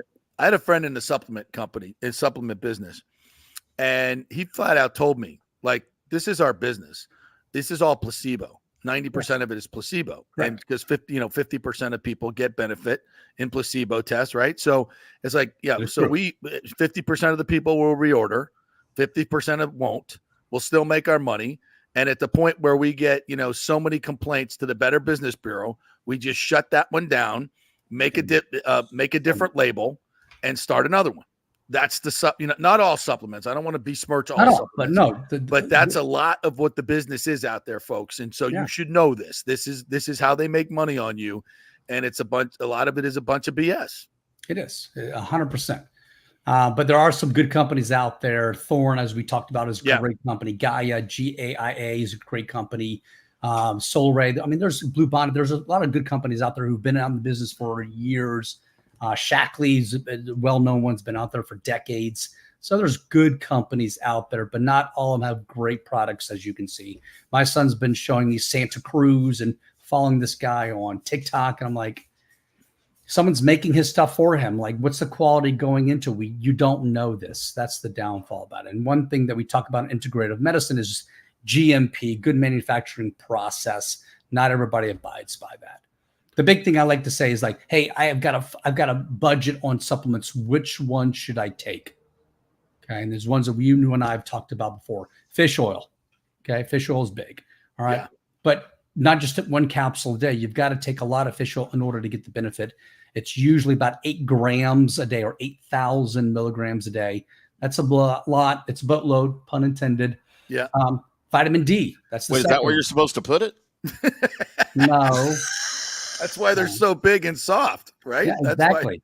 Not correct them there, Tim. Not correct them. I'm just clarifying for those that may have been confused by your statement. I'm just, Vitamin D is a big one. It's been linked to obesity. It's been linked to diabetes. Yep. It's been linked to hypertension. It's been linked to bad viral outcomes. COVID proved that one. Yeah. But 10,000 international units a day, vitamin D.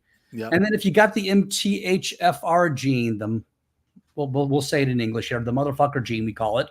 You need to be taking a methylated folate and then getting a good multivitamin. That's at least the foundation you should be doing.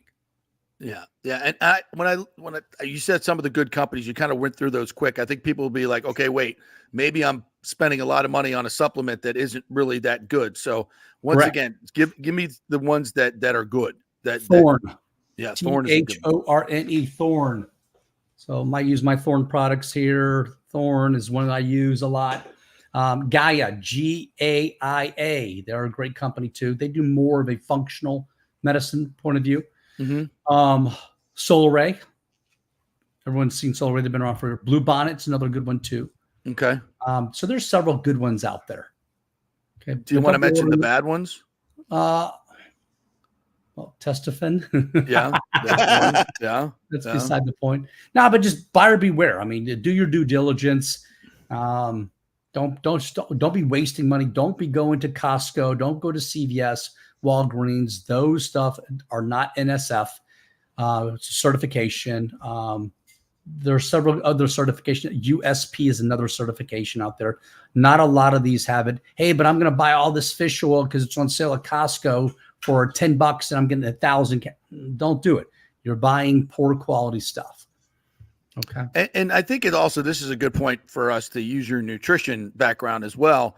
Yeah. And we have to remember that eating foods high in these things is way better than taking supplements, right? Eating a good, well-rounded meal, Mediterranean diet. We always talk about that. Paleo-ish diet. Those are great diets.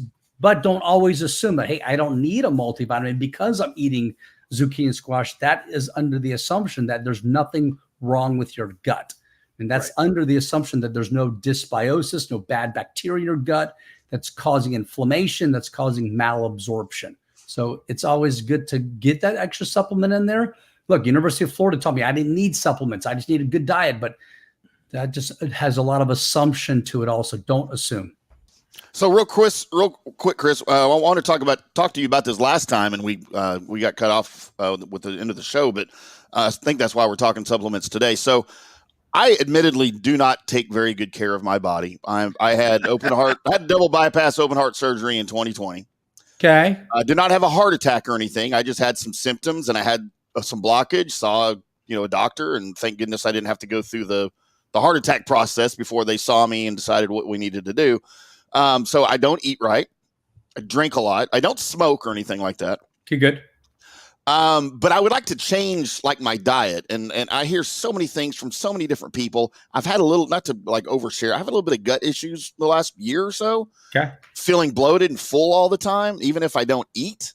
Someone suggested probiotics, but I think probiotics are similar to like all of these supplements that you're talking about. There's probably really good ones and really bad ones. Can you give me something that, by the way, of a recommendation for a probiotic that would be good for me, maybe to help start this process? Gut health is a big component we talk about a lot too, because the gut is, we call it the second brain. It does a lot of communication with the brain. 90% of the nerves run from the gut to the brain, only 10% to the brain to the gut. So having a good, happy, healthy gut is key. So we got prebiotics, probiotics, and then postbiotics, things that you should be doing. So you should be fertilizing the soil. Okay. Psyllium husks. Get some psyllium husks. That's the good dirt that we're going to put in there to help with the good bacteria to feed them. I like Thorne's probiotics. They're good. Okay. There's a brand new one I just found here a few weeks ago that I've just started called Pendulum. Okay. I've got actually a meeting set with them up next week to talk about hopefully getting a discount with those guys so I can pass it along to my clients. But Pendulum looks to be really different compared to a lot of other probiotics out there. Okay. Meaning everyone else does lactobacillus, right? Yogurts, get your yogurt, get your kefir, get your lactobacillus. Yeah, there's important, but lactobacillus is really common. It's easy to make. It's easy to control. The new ones that Pendulum have are really difficult to control and to grow because they're anaerobic. They won't survive around air. Okay. This is why I'm excited about this one. And this one helps with glucose control, which I'm really excited about. What I don't like about it, it's expensive. It's $165 a month. So that's why I'm trying to get a discount with these guys to be able to pass along to the clients. You should also be eating a lot of fermented foods, sauerkraut, Love pickles, kefir, kombucha. Did you say pickles? Pickles. Pickles are good for the Pickles good are gut, great gut health. for you. I didn't know that because I love my pickles. And so, Tim, what you might want to do, you might want to kickstart this gut by actually doing a fast. All righty. So doing a 3-day water-only fast. Okay, not a juice fast. That's just caloric restriction, but doing a water-only fast for 3 days. We've been doing them for years, right? We talked about them for years, but the most famous person recently is Dana White. Talked about his little fast that he did and how phenomenal he felt. And Gary Brocka cure. I'm not a Gary Brocka fan. I think he's a snake oil salesman. He's a biologist, whatever that means. Right. But yeah, doing a fast might kickstart your gut health and might get rid of that bloat that you're feeling, calm down that gas and that inflammation there. If that's not working, then you got to dive deeper, Tim. You got to make sure you don't have yeast inside your gut, fungal infection, parasites. Those things will not help out your healing either. How do you know if you have that though? Oh, we can do a test. There's a test called OAT, organic acid test. It's actually a urine test, and to look for those contributing factors. And then that shows something. Then we can do a comprehensive stool test. Right. There you go. To dive a little deeper into what's actually in your stool. There you go. Nice. Okay. Well, that's a good start for me for sure. Yeah. And I think it's so important that people need to understand that. The best way to do this, though, is to go to Bay Area Modern Medical Center, BAMMC.com, and get an appointment with Khris. And you go over all this with them, with their blood work and everything. Yeah. And we dive deep. I mean, this is not something we can do in 5 to 10 minutes. Right. So if you want that Western medicine, I'm not your guy. If you want to dive deeper into what's going on with you and find out the root cause, come see me. That's what we talk about. Why we're here. Yep. We don't treat the symptoms, we treat the problem. That's a way better way to go about it. All right, Khris, BAMMC.com is the way to go. Thank you. Very, very informational today. I really appreciate that. Thank you. No worries. Tim, hit me up if you want to talk more. All right. Absolutely. All right. Have a great Thanks, Khris. Appreciate it. Boy, fun informational show today. We went a lot of different places. Might have overshared a little bit there, but Yeah. When you get your stool sample done, you get to share. We'll share it on the show. Yeah, we'll talk about it. You want to overshare? There you Probably go. canceled anyway. It doesn't matter. Yeah, exactly. Couple quick things from our great commenters before we go. Bucs Basement. Do people want to play for Todd Bowles? He got a B- and was graded one of the lowest head coaches in the NFL, according to the NFLPA.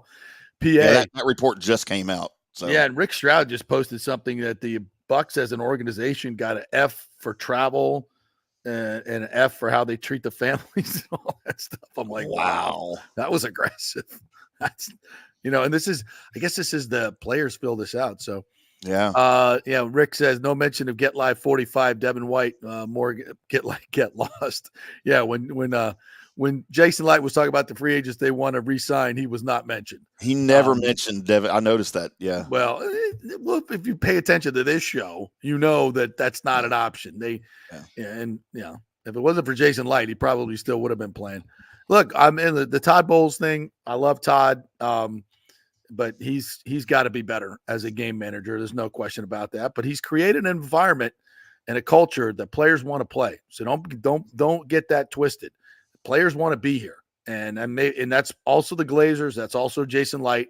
So it's interesting that they did not score well on the travel thing because players do universally love playing here in Tampa Bay. We talked about the different things that are being canceled. Thomas says Little League baseball because kids get hit by baseballs. Yeah, it's not you're not guaranteed safety out of the womb. No peanut butter in school cafeterias because of allergies. Is that true? Oh yeah, dude, you can't. You can't send a kid to school with a peanut butter and jelly sandwich. Nope. Not if there's a kid in his class that has a documented peanut allergy. You cannot do that, which I never heard of that when I was in school. I don't think peanut allergies existed when I was in school. I don't think they did. That's got to be a new thing, right? Did the Chinese invent that too? Yeah, probably did. Maybe it has something to do with the 97 vaccines they give kids now. We used to get 3. We used to get 3. And you know what? My kids still get 3. That's all they get. And the school has an issue with it. You know what? Then they ain't coming to your school. Yeah. That's why a lot of kids are homeschooled these days. All right. Big thanks to all our guests today. Joey Johnston, who joined us to talk USF men's basketball and Rays. Coach Zimroth, Brittany Lincicome, Chris Lugo. If you missed anything, you can always listen to this as a podcast or go back and watch on YouTube, Facebook, Twitter. So many ways to get the show. Please share it and tell everybody about it. We really appreciate it. Great job, Tim.